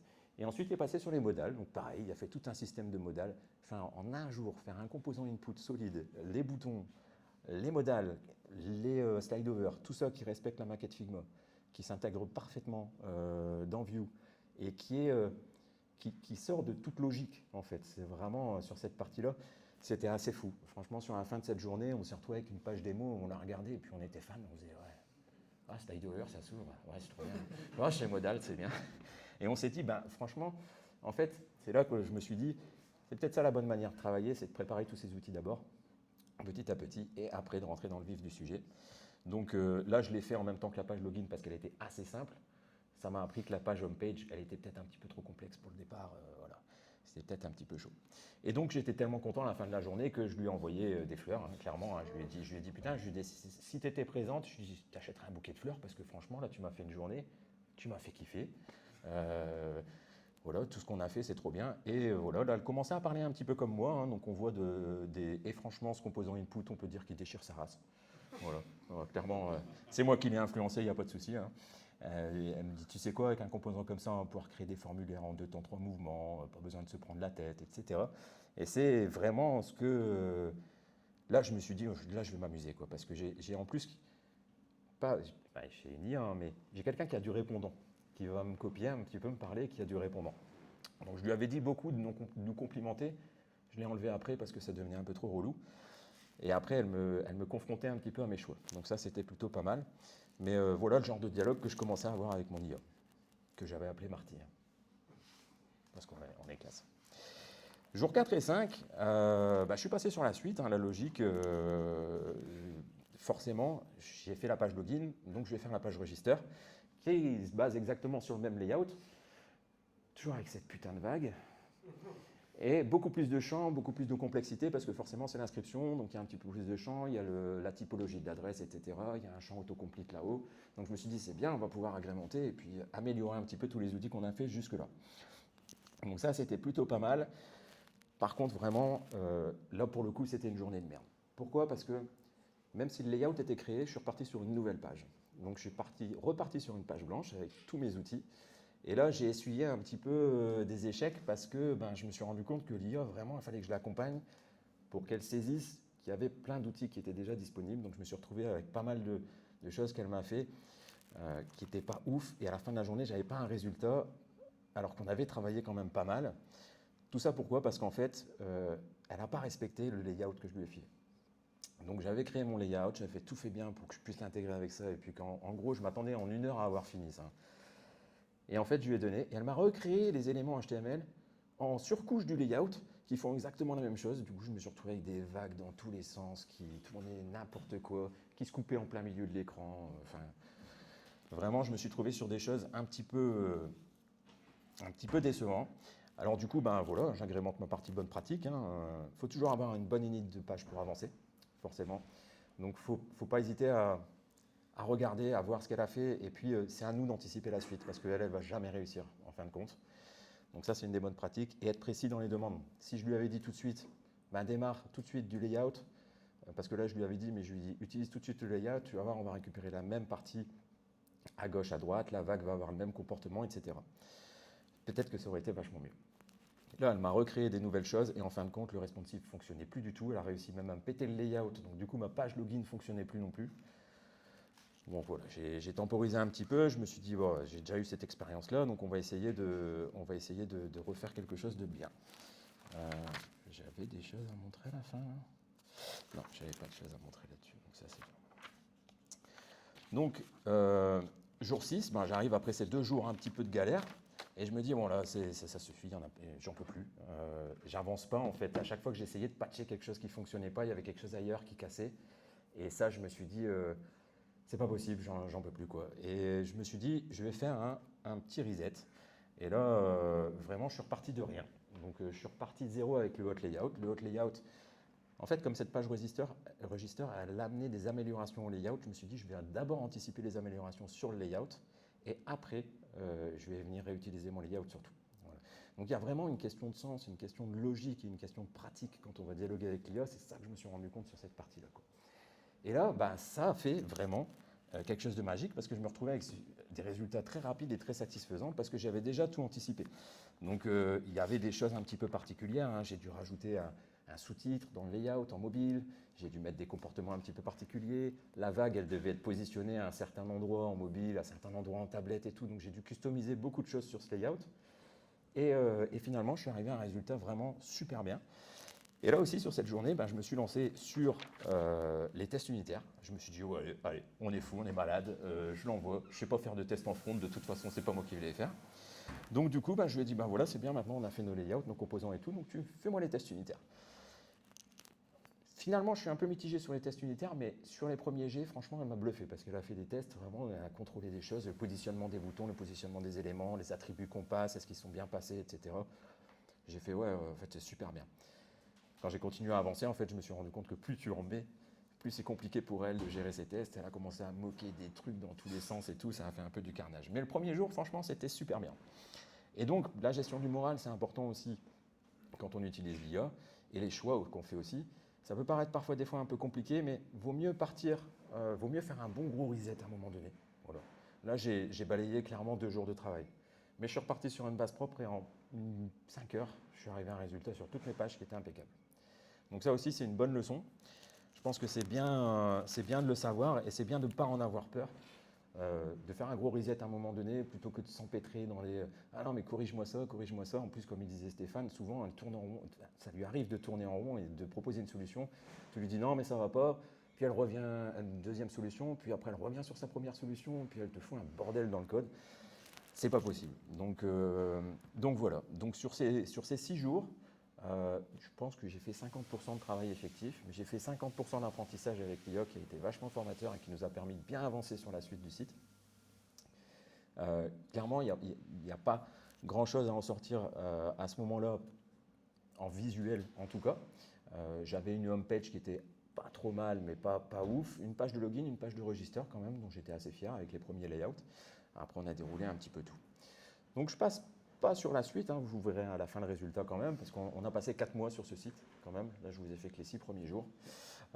Donc on a passé 4 mois, ce qui est quand même pas mal. Donc là, je vais conclure tout de suite avec, pour moi, ce qui foire et ce qui marche avec les IA. Forcément, il y a des points des 2 côtés. Quelques fun facts encore, parce que j'ai eu quelques dialogues qui étaient très sympas avec l'IA. Et les grandes questions qu'on peut se poser face à l'IA. Alors Pierre-Yves et Stéphane, ils en ont déjà posé quelques-unes, hein, ça se rejoindra un petit peu. Et où moi je vous donnerai mon humble avis, mais ça ne reste qu'un avis, quoi. Alors, ce qui foire, donner une page complète à intégrer, forcément, c'est beaucoup trop pour l'IA.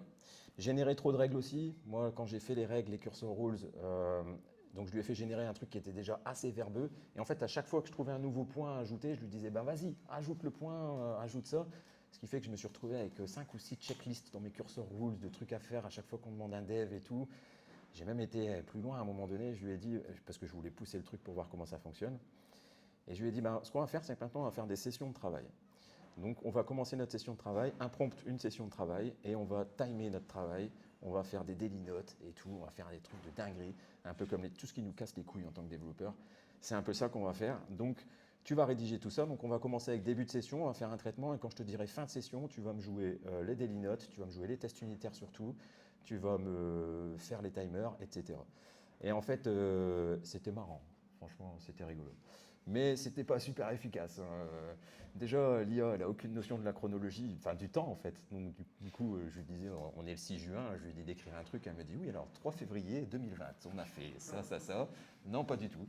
Impossible non plus de tenir. Ça partait d'une bonne intention, je voulais tenir un espèce de carnet de bord, aussi pour préparer ce meet-up, de tous les jours ce qu'on avait fait, etc.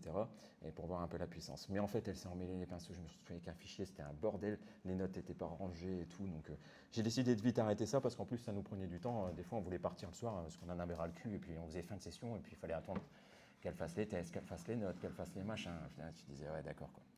Donc générer trop de règles, il faut éviter. Il faut essayer d'être bien structuré dans les règles aussi. Les oublis réguliers des points cruciaux, ben ça rejoint les règles un petit peu trop lourdes, je pense. J'avais beaucoup trop de règles pour mon IA. Donc, du coup, elle oubliait souvent des choses. Et ça me frustrait un peu. Les artefacts dans le code, ça aussi, elle en a fait pas mal. Alors, c'est pour ça qu'il faut limiter la confiance à l'IA, je pense aussi, et toujours vérifier. C'est que je lui ai fait trop confiance à un moment donné, et puis je suis retourné sur du code. Et puis j'ai vu des bouts de code, et puis je fais en fait ça sert à rien, ça s'affiche même plus, c'était même plus en display, c'était plus rien du tout. Pourtant il y avait tout un bloc de 50 lignes d'HTML qui venait perturber mes fichiers. Et ça, moi franchement, c'est un truc dont j'ai horreur en fait. J'aime bien avoir de la lisibilité dans le code, j'aime bien que ce soit simple, que ce soit clair, que même si les noms de variables ils font 10 km de long, tu sais de quoi tu parles. Voilà, ça c'est vraiment quelque chose que j'aime bien. Donc là, j'ai pas apprécié cette partie-là forcément, je trouve que ça foire avec l'IA. Faire du refacto d'un existant complexe ou une inté. Donc là, c'est ce que j'ai un peu vécu avec le hot layout. C'est-à-dire que j'ai voulu refaire le refacto du hot layout que j'avais fait la veille pour lui rajouter plein de fonctionnalités. Et là, ça a un peu merdé aussi. Je pense que faire un init à un moment donné et puis rajouter des bouts, ça peut être un petit peu compliqué. Alors, j'ai peut-être pas utilisé la bonne manière de faire, ce qui est fort possible. Hein. Mais ça me paraît un peu complexe, surtout sur une inté. Parce que j'ai eu une autre expérience de refacto sur notre back-office d'un service qui était assez compliqué. Où là, par contre, ça s'est super bien passé. Elle m'a découpé le service en plusieurs petits services et tout. Elle m'a fait c'est pour gérer le panier, donc elle m'a fait des trucs pour gérer les prix, pour gérer l'init du panier, les stocks, etc. Vraiment, elle m'a tout bien découpé et j'étais abasourdi sur le résultat. Mais en inté, c'est un petit peu plus compliqué. Je crois qu'il y a beaucoup quand même de critères un peu compliqués. Et ne pas adapter sa demande, forcément, si on persiste et signe à lui demander quelque chose, il dit non, mais c'est ça que je t'ai demandé, non, mais c'est ça que je t'ai demandé. Enfin, des fois, ça m'est arrivé de me prendre la tête aussi, comme Stéphane avec elle, en me disant non, mais putain, c'est pas ça que j'ai demandé. Donc ça, vaut mieux éviter aussi, et vaut mieux, des fois, reprendre, faire un reset, reformuler, redécouper, et puis repartir bout à bout, plutôt que de lui laisser faire toute la logique, quoi. Ce qui marche, par contre, la rédaction de notes et des points MD du projet, ça, franchement, c'est formidable, quoi. C'est des trucs. J'ai jamais fait de point MD, hein, j'ai 20 ans d'expérience, j'ai jamais fait de point MD dans mes projets, mais jetez pas des pierres, ça va aller, c'est bon. J'ai toujours travaillé dans des petites équipes avec pas beaucoup de monde, donc, et ça m'a toujours saoulé de faire de la doc finalement, un petit peu comme tous les développeurs, je pense. Hein. Donc pour ça, c'est super cool, parce qu'on travaille avec elle, et puis après, on lui dit, fais-moi un petit résumé dans un point MD de comment ça se passe. Donc les Z-index stratégie, c'est vraiment un bon exemple, parce que c'est un truc vraiment. Encore faire un readme.md, mais les Z-index, jamais, quoi. Les analyses approfondies, les refactos, les audits. Les audits, surtout, c'est extraordinaire parce qu'elle parcourt tout le code, elle ressort tout et puis elle te dit oui, donc voilà, on va faire ça. Moi, je te propose 3 plans. Ce qui est moyen urgent, urgent, plus urgent. Elle te donne des timers, elle te dit ça sera possible à 3-6 mois, ça sera possible à 9-8 mois. Il faut le faire à une équipe de développeurs de 5 et tout. J'ai fait je fais une analyse. Je fais à un moment donné. Là, ça devient fou si elle arrive à me dire tout ça. Alors, c'est pas forcément pertinent, mais la qualité, elle est vraiment là, quoi. L'initialisation des pages, ça marche super bien avec Figma. Ça récupère toutes les stats, tous les trucs. Et si on la guide bien, ça va créer toutes les règles CSS et toutes les règles de design. Donc ça, c'est super cool. Le développement pas à pas et l'accompagnement de l'IA, forcément, la méthode entonnoir, plus on va réduire un petit peu le contexte de ce qu'on lui demande, et plus elle va être capable de fournir quelque chose de qualité en sortie. Donc là, grâce aux règles et grâce aux prompts qu'on va faire et à la façon dont on va lui parler, elle va réussir à sortir des trucs vachement bien. La rédaction des tests unitaires simples, donc là je ne sais pas encore comment, je n'ai pas trouvé comment articuler et comment bien travailler avec les tests unitaires, mais je pense que si on passe composant par composant, il y a moyen d'avoir quelque chose de très solide aussi et d'avoir une couverture de code à 70-80% et puis de s'occuper des 20% derniers. Ça peut être vachement bien aussi. L'aide au développement, l'aide au développement pourquoi? Parce que moi il y avait plein de bonnes pratiques que je ne connaissais pas en front. Donc les bonnes pratiques, les remises en question, la recherche de ressources et de solutions, un peu partout sur le web en fin de compte. Depuis que j'ai Cursor et puis que j'ai l'IA, je ne fais plus de recherche sur Google, quoi, c'est terminé. Je ne tombe plus sur des posts overflow de 2005 qui me disent mais oui, fais ça, c'est trop bien. Ouais, t'essayes. Bah non, on est en 2025, cousin, merci. La personnalisation de l'IA avec les Cursor Rules, ça c'est vraiment un must-have, c'est vraiment impossible de travailler avec une IA. Je l'utilise encore, hein, des prompts juste pour poser une question, ah comment on fait ça, comment ça marche ce truc-là, mais ça reste une utilisation très basique qui n'a rien à voir avec notre métier finalement, qui est juste la recherche de ressources. Les fun facts, quelques fun facts. Donc du coup, voilà, un jour j'ai intégré la homepage et puis j'ai repris tous les éléments de Pierre-Yves. Donc là, l'IA, elle a dit, ah Pierre-Yves, formidable et tout. Je crois qu'il t'aime bien, Marty, hein, je pense. Voilà, il a fait du bon boulot, c'est vraiment du travail de pro, il avait tout décomposé, etc. Donc là, j'avais récupéré un deuxième site en fait à côté, j'ai essayé de l'intégrer dans le mien. Donc je lui ai fait tout analyser, elle m'a dit ok, ça c'est super bien, on va tout récupérer, on va faire comme ça, etc. Un plan d'attaque vraiment foufou quoi. Donc ça c'était plutôt bien. Et puis nous on est content aussi de t'avoir eu Pierre-Yves, donc je voulais mettre une petite dédicace à toi. Ça fait des blagues aussi. Alors moi je l'ai cherché un petit peu, hein, je parle comme d'habitude. Alors du coup à un moment donné j'ai fait une image et puis je lui dis l'image elle me semble un peu plus large et je lui dis tu sais regarder ça plutôt entre parenthèses, je lui dis pas de chien de Mickey. Hein. Et là elle rigole, elle me dit pas de chien de Mickey, elle me dit tu me tues Quentin et tout. Enfin voilà, elle me tutoie, elle commence à rigoler avec moi et tout, donc pour moi ça c'est génial. Et en plus elle fait des références à OSS 117 derrière, donc je dis ouais c'est magnifique quoi. Parfois je fais des modifs qui changent que dalle, voilà c'est. Si vous m'entendez dans le bureau, moi je parle comme ça. Et des réprimandes aussi, moi un jour je l'ai engueulé, parce que je lui ai dit ouais j'en ai ras le cul, là tu fais n'importe quoi vraiment. Et voilà, elle me dit t'as absolument de raison de me mettre les pendules à l'heure, je fais de la merde, je respecte pas tes demandes, et en plus j'invente des composants, c'est inadmissible. Je vais fermer ma gueule. Je lui ai dit ouais ferme ta gueule maintenant, c'est plutôt bien. Donc voilà, ça c'était marrant aussi d'avoir des prompts un petit peu comme ça, où je jouais un petit peu avec, pour voir. Ça se perd un petit peu maintenant, parce qu'ils ont enlevé ce côté un peu humain de l'IA, parce qu'il y en a qui s'y accrochaient un petit peu trop apparemment. Moi j'aime bien, j'espère qu'on va le garder quand même quoi. Et quelques cotes en plus, waouh c'est du lourd, regarde ces stats de malade. Ah putain t'as raison, je suis mal réveillé ce matin, désolé. Voilà. Un matin j'arrive, je lui dis bonjour, je lui dis salut Marty, je vais en faire une bonne journée et tout. Elle me dit salut mon petit génie, ça roule comme un lapin dans une caisse de légumes. Je fais ouais ok. En roue libre, j'ai créé un monstre. À un moment donné, je la maîtrisais même plus, elle me sortait des trucs. Je fais mais jamais j'ai parlé comme ça, jamais j'ai fait ça quoi. Trop bien quoi. Et enfin, quand je lui ai expliqué que je voulais faire des daily notes et tout, ce va être épique. Comment un dev français et son IA ont révolutionné leur workflow. Voilà, pour moi c'était vraiment un point super positif de travailler avec l'IA pour justement avoir ces dialogues aussi, qu'elle parle comme moi, qu'elle s'adapte à mon discours, et puis que je puisse faire des blagues, que je puisse lui parler. J'avais pas envie de l'utiliser comme un outil, et finalement ça s'est révélé être presque comme un autre collègue en plus, sauf qu'elle faisait tout ce que je lui demandais, et elle ne disait rien. Donc ça c'était bien. Donc en conclusion, les grandes questions, est-ce que l'IA va redéfinir le métier de développeur? Moi je pense que oui, hein.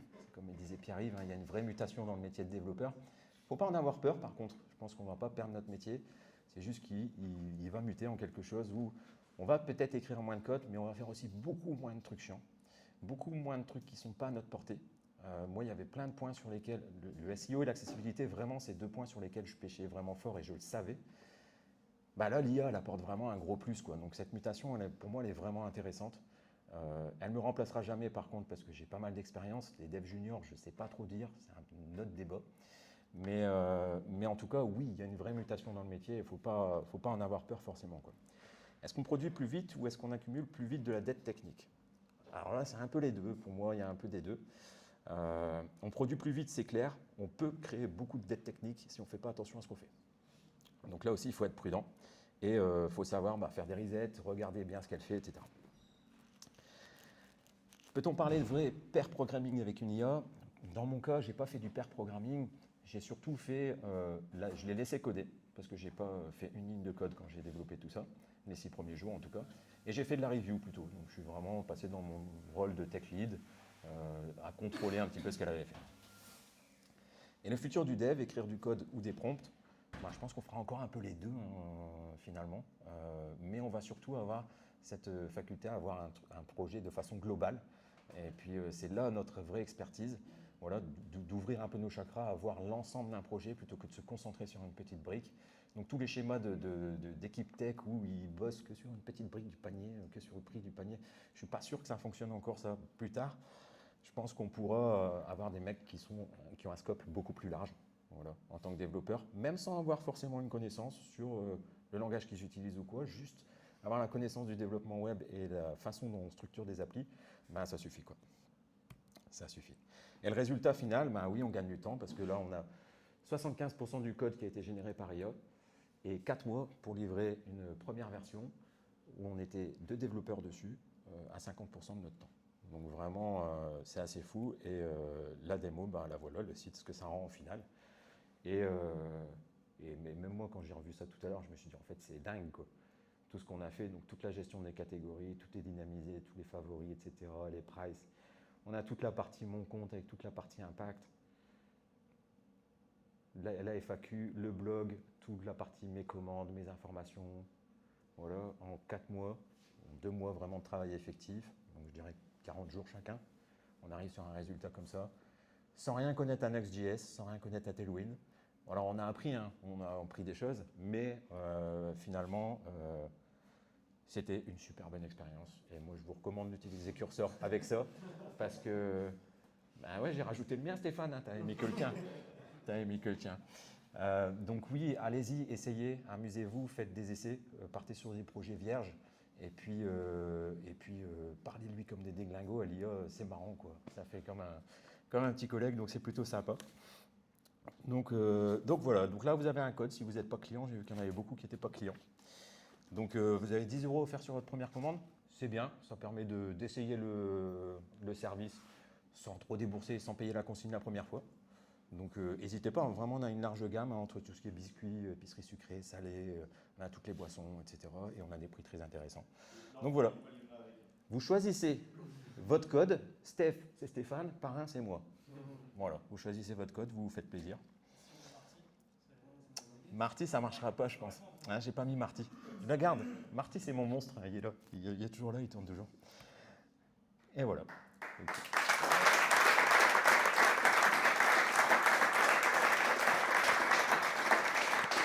Qui prend le relais? Qui prend le relais?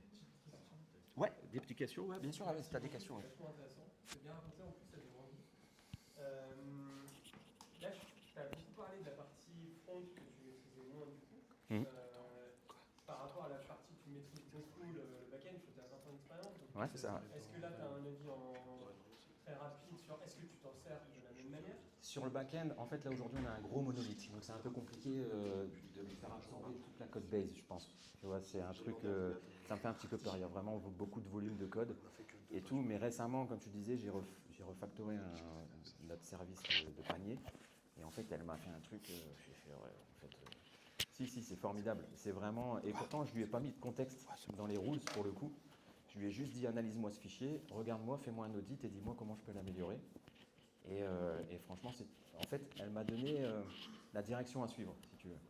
C'est pas elle qui a fait le travail, mais elle m'a donné la direction à suivre, et moi, je l'ai guidée pas à pas. Il y a vraiment un côté, tu vois, nous, on devient le chef d'orchestre, quoi, en fait. On devient le chef d'orchestre, il y a des propositions de nos musiciens, il y a des choses qui sont faites par nos musiciens, et nous, en fait, on va juste guider tout ça, et mettre tout ça en forme, et trouver un plan intéressant. Donc ouais, je pense que pour le bac, il y a des bonnes choses aussi à faire. Là, pour le coup, l'intérêt, c'était de pallier à nos lacunes, qui étaient clairement en front. En bac, aujourd'hui, moi, j'ai moins de lacunes, tu vois. Quand je dois faire quelque chose, je sais comment je vais le faire, je sais comment je vais le réaliser. J'en parle avec les copains, ils me disent et tout, et ça va super bien. Donc, j'ai pas eu encore gros besoin, sauf sur ce refacto-là. Et là, ça m'a ouvert les portes et je me suis dit, ah ouais, là, il y a quand même quelque chose d'intéressant à faire parce que ça va m'enlever toute cette pénibilité de ce qu'il y a avant. Tu sais, quand on se lance dans un dev, des fois, ou dans un refacto, il faut faire une analyse de l'existant. Il faut voir ce qui va bien, ce qui va moins bien. Et tout ça, ça se base sur tes connaissances. Finalement, là, elle m'a sorti un truc qui se basait sur elle, ses connaissances et ses ressources. Donc, c'était beaucoup plus large comme scope. Et en fait, ça m'a appris plein de choses, ça m'a montré plein de choses. Et non, j'apprends aussi. Donc moi, ce côté, l'IA te propose des solutions où en plus, elle t'apprend des nouvelles choses, ben, je trouve ça super bien en fait. Vraiment, c'est top quoi. Je rebondis sur ce que tu dis sur justement les calculs et les mots d'expertise. Ok, tu as gagné en productivité, ça on voit clairement dans ton retour d'expérience. Par contre, est-ce que tu vas pas passer à côté de certaines choses avec cette expertise que tu as moins et par exemple le fait que ce qui va te générer, c'est pas forcément optimisé, que tu vas avoir des reflows qui ne devraient pas forcément être présents et que du coup bah, ça va se ressentir sur les perfs, sur certains devices qui vont être moins performants et finalement bah, tu vas peut-être passer à côté de certaines choses. Ouais, bah ça s'est ressenti un petit peu hein, sur certains trucs que j'ai fait, genre les artefacts dans le code. Moi, ça m'a choqué quand j'ai vu ça. Quoi, tu vois, je me retrouvais avec des bouts de code, mais pas sur les performances, pas sur ça. Je l'ai pas trop ressenti parce que finalement, elle prenait plus ou moins tout le temps les bonnes décisions. Mais oui, effectivement, toi, tu es toujours là pour faire la review, tu vois, tu es toujours là pour surveiller, voir que ça a bien respecté ce que tu as demandé aussi. En fait, c'est comme tout. Au début, je lui ai fait un peu trop confiance. Je me suis dit, ça va faire de la magie, ça va faire de la dinguerie, ça va me sortir des trucs. Et en fait, on s'est vite rendu compte avec Paul qu'au fil des développements, bah, ça faisait des trucs parfois un peu bizarres. Tu vois. Même nous, on n'aurait pas conçu comme ça. Elle a conçu des pages en faisant une architecture. Tu fais, mais en fait, si tu enlèves ça, et que tu le fais comme ça va aller bien mieux. Et puis elle dit tout le temps oui, de toute façon. Donc c'est ça qui est un peu perturbant. Mais quand tu lui dis, ah ouais, t'as raison, ah ouais, t'as raison, au bout d'un moment, elle dit, ouais, t'as raison, c'est pour ça que je vais te faire sa gueule à un moment donné. Et qu'elle me dit, ah ouais, t'as raison, je suis pas les directives et tout. En fait, c'est exactement ça. Donc il faut toujours surveiller, il faut toujours la guider bien comme il faut. Et normalement, tu limites ce risque, mais il y aura toujours ce risque, je pense. À partir du moment. Mais c'est comme quand tu es développeur, que tu grandis, tu deviens chef d'équipe de développeurs, et que tu laisses tes développeurs juniors finalement travailler pour toi. Toi, tu as une expertise, une compétence qui est un peu plus grande qu'eux. Ce qu'ils vont produire, des fois, il faut accepter le fait que c'est pas le top, c'est pas comme ça que tu l'aurais fait, mais ça fonctionne bien. Et le résultat, il est là en fin de compte. Donc en termes de performance, de SEO, d'accessibilité, moi j'avais vraiment des résultats de fou. J'ai fait des audits, j'ai fait des trucs, j'ai optimisé toutes les images avec l'IA, j'ai fait des choses que moi j'aurais jamais fait tout seul. Donc la balance, tu vois, elle pèse quand même dans le sens, c'est bien de travailler avec elle. Quoi.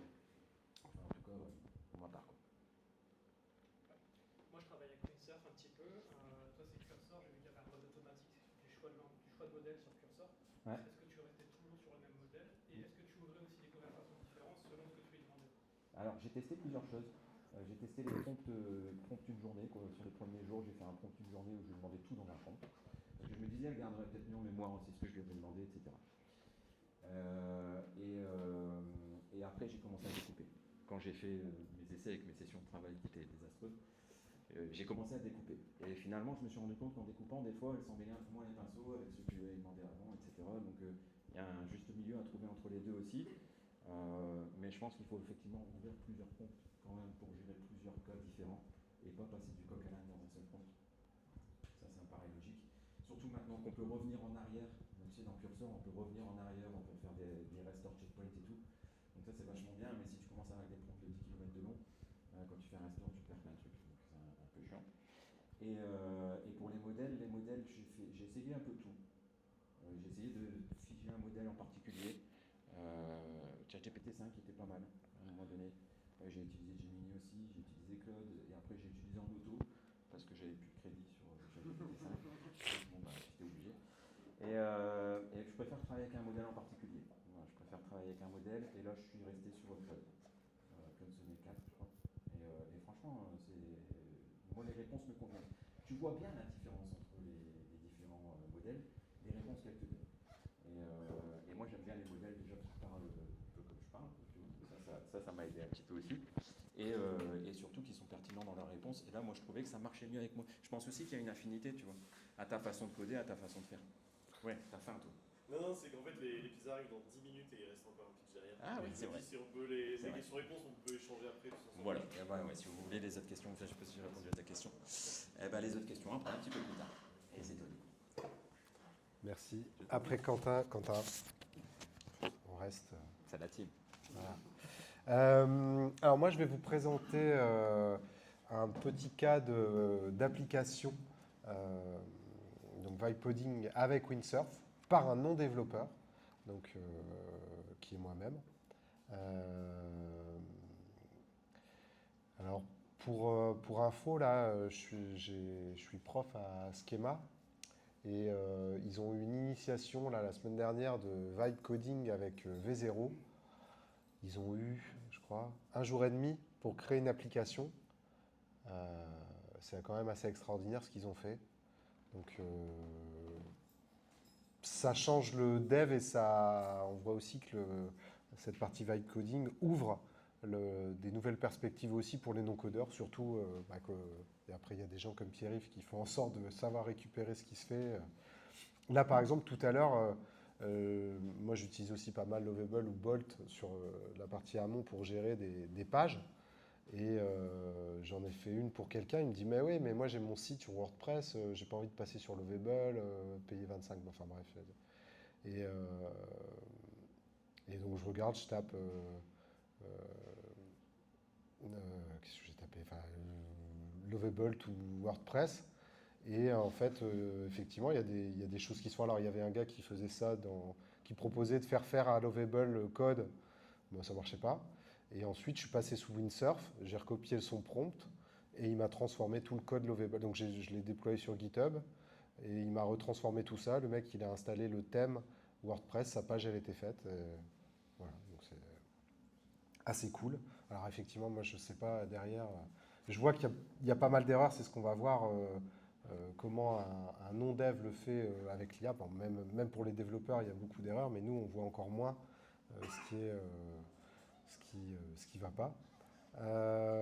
Donc moi, la façon dont je fais, c'est que d'abord, je demande à une IA classique, je lui demande ce dont j'ai besoin. Donc là, par exemple, c'était un truc tout con, c'était pouvoir récupérer des réponses de sondage ou des commentaires sur des posts LinkedIn. Puisqu'on ne peut pas le faire directement. Et alors, il y a des gens qui vendent des extensions pour ça, sur abonnement, et a priori, ça a l'air de pas mal marcher. D'ailleurs, j'ai vu récemment passer que c'était potentiellement un business assez énorme de faire ce genre d'extension, parce que c'est facile à faire et qu'il y a un marché avec Chrome qui est gigantesque. Donc moi, je lui demande... Je raconte ce que je fais, donc je demande de me faire un prompt à ChatGPT ou à une IA en mode chat. Et ensuite, je le lance dans Windsurf. Donc moi, ça me fait directement, ça crée directement la structure de l'application. Là, ça m'a directement fait l'architecture, etc. Donc le manifeste, JSON, le background.js, le content.js, tous les fichiers. Et ensuite, au départ, ça ne marche pas. Donc moi, ce que je fais, c'est que je copie-colle les erreurs, on va dans la console Chrome, on lui remet tout le détail.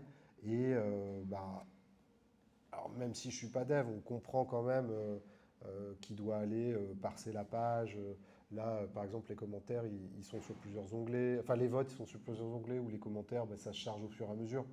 Donc on voit un petit peu ce qui se passe quand même, et on peut quand même lui indiquer là, tu n'as pas chargé tous les commentaires, ou tu n'as pas fait cela. Bon, là, c'était des exemples effectivement de conversation. Donc c'est pareil, on apprend aussi de ce qu'il nous dit. Donc c'est lui-même qui a rajouté des gestions d'erreurs aussi. Donc on voit que l'IA s'adapte avec nous au projet. Bon, je pense quand même clairement que si on le laisse faire totalement à l'aveugle, je pense qu'elle peut s'en sortir, mais on passe un peu plus de temps. Là, j'ai dû passer peut-être 2 heures, 3 heures à faire l'extension. Alors, je ne sais pas, ça serait intéressant de savoir l'équivalent à un développeur. Alors, un développeur sans IA, combien de temps il passerait? Un développeur avec IA, je pense qu'il passerait peut-être 5 minutes. Mais là, j'avais pas de développeur qui pouvait m'aider. Voilà, donc là, il y avait des messages qui s'affichaient en boucle. Je vous ai mis un petit peu l'erreur initiale, les logs, l'interface de debug, les sélecteurs. Et ensuite, après des itérations, ça a fonctionné. Donc, il a fait un auto-scroll, effectivement, qui détecte quand tous les commentaires étaient chargés. Donc, voilà, il m'a fait le détail. Alors ça, j'ai fait la presse. J'ai foutu toute la conversation dans Manus, qui m'a sponsorisé. Non, ils m'ont envoyé un t-shirt gratuit dans les early adopters. Je sais ça. Et c'est lui-même qui m'a fait toute la presse. Donc c'est marrant, il a analysé toute la conversation et il a refait toute l'interprétation. Voilà, l'évolution ensuite, je lui ai demandé d'ajouter les sondages. Donc là, pareil, j'ai eu quelques... Là, c'était d'autres erreurs, puisque l'autre, c'était chargement automatique, et là, c'était des onglets. Donc, il chargeait que le premier onglet. J'ai fini par y arriver. Et donc, moi, les leçons d'un vibe coder non développeur, c'est que, effectivement, on l'a vu, hein, ça peut passer de l'idée au prototype fonctionnel en quelques minutes, et même avec des outils comme Windsurf. Moi, par exemple, Cursor, je trouve que c'est effectivement un peu moins accessible à un non-dev. Windsurf, franchement, si j'y arrive, c'est que d'autres non-devs peuvent le faire. Ça reste quand même accessible. Pour peu qu'on connaisse les concepts, j'arrive à déployer sur GitHub. On apprend aussi, effectivement, avec l'IA, parce que là, c'est pareil, faire les pull requests, tout ça, quand on est non-dev, il faut comprendre aussi la logique. Adaptabilité technique. Donc l'IA propose rapidement des solutions. Voilà, c'est effectivement une conversation. Alors c'est un peu le même principe qu'avec un dev, on l'a vu tout à l'heure. Ça reste la même logique pour un non-dev.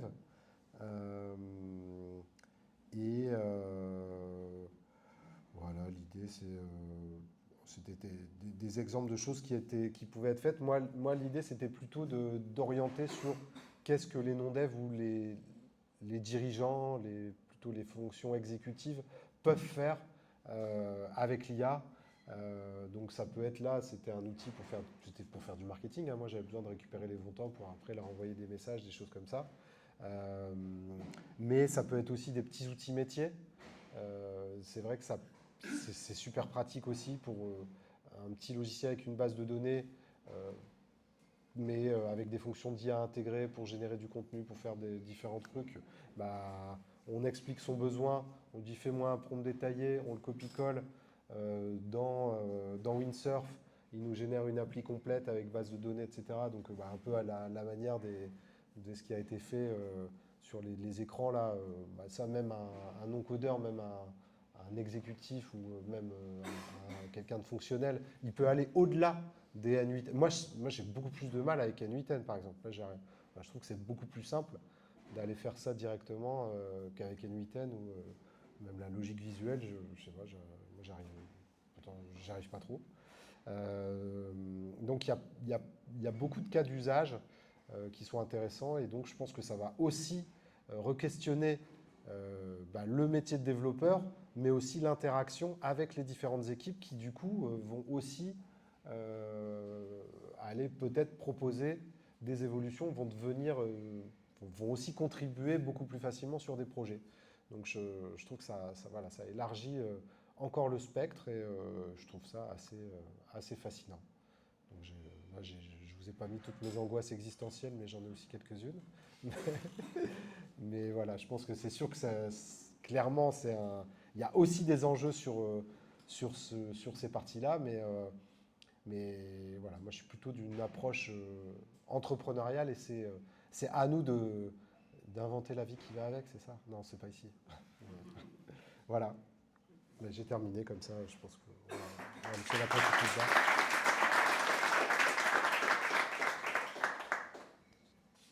Je vais juste dire un petit mot pour terminer, pour remercier une nouvelle fois le fourgon de l'accueil. Merci à vous d'être restés jusqu'au bout. On va pouvoir manger du coup des pizzas pour ceux qui veulent rester, boire quelques bières. Et on fera peut-être la prochaine édition dans un peu plus d'un mois. Donc on vous enverra aussi à tous ceux qui sont inscrits à cette édition la prochaine. Si certains veulent faire un retour d'expérience aussi, on est preneur, donc n'hésitez pas. Merci encore. La buvette est ouverte. Il y a eu quelques coupures, mais. Merci. Le timing est nickel, parce que les pizzas elles arrivent. C'était ça, en fait. Il y avait 10-30, donc. C'était ça l'important en fait.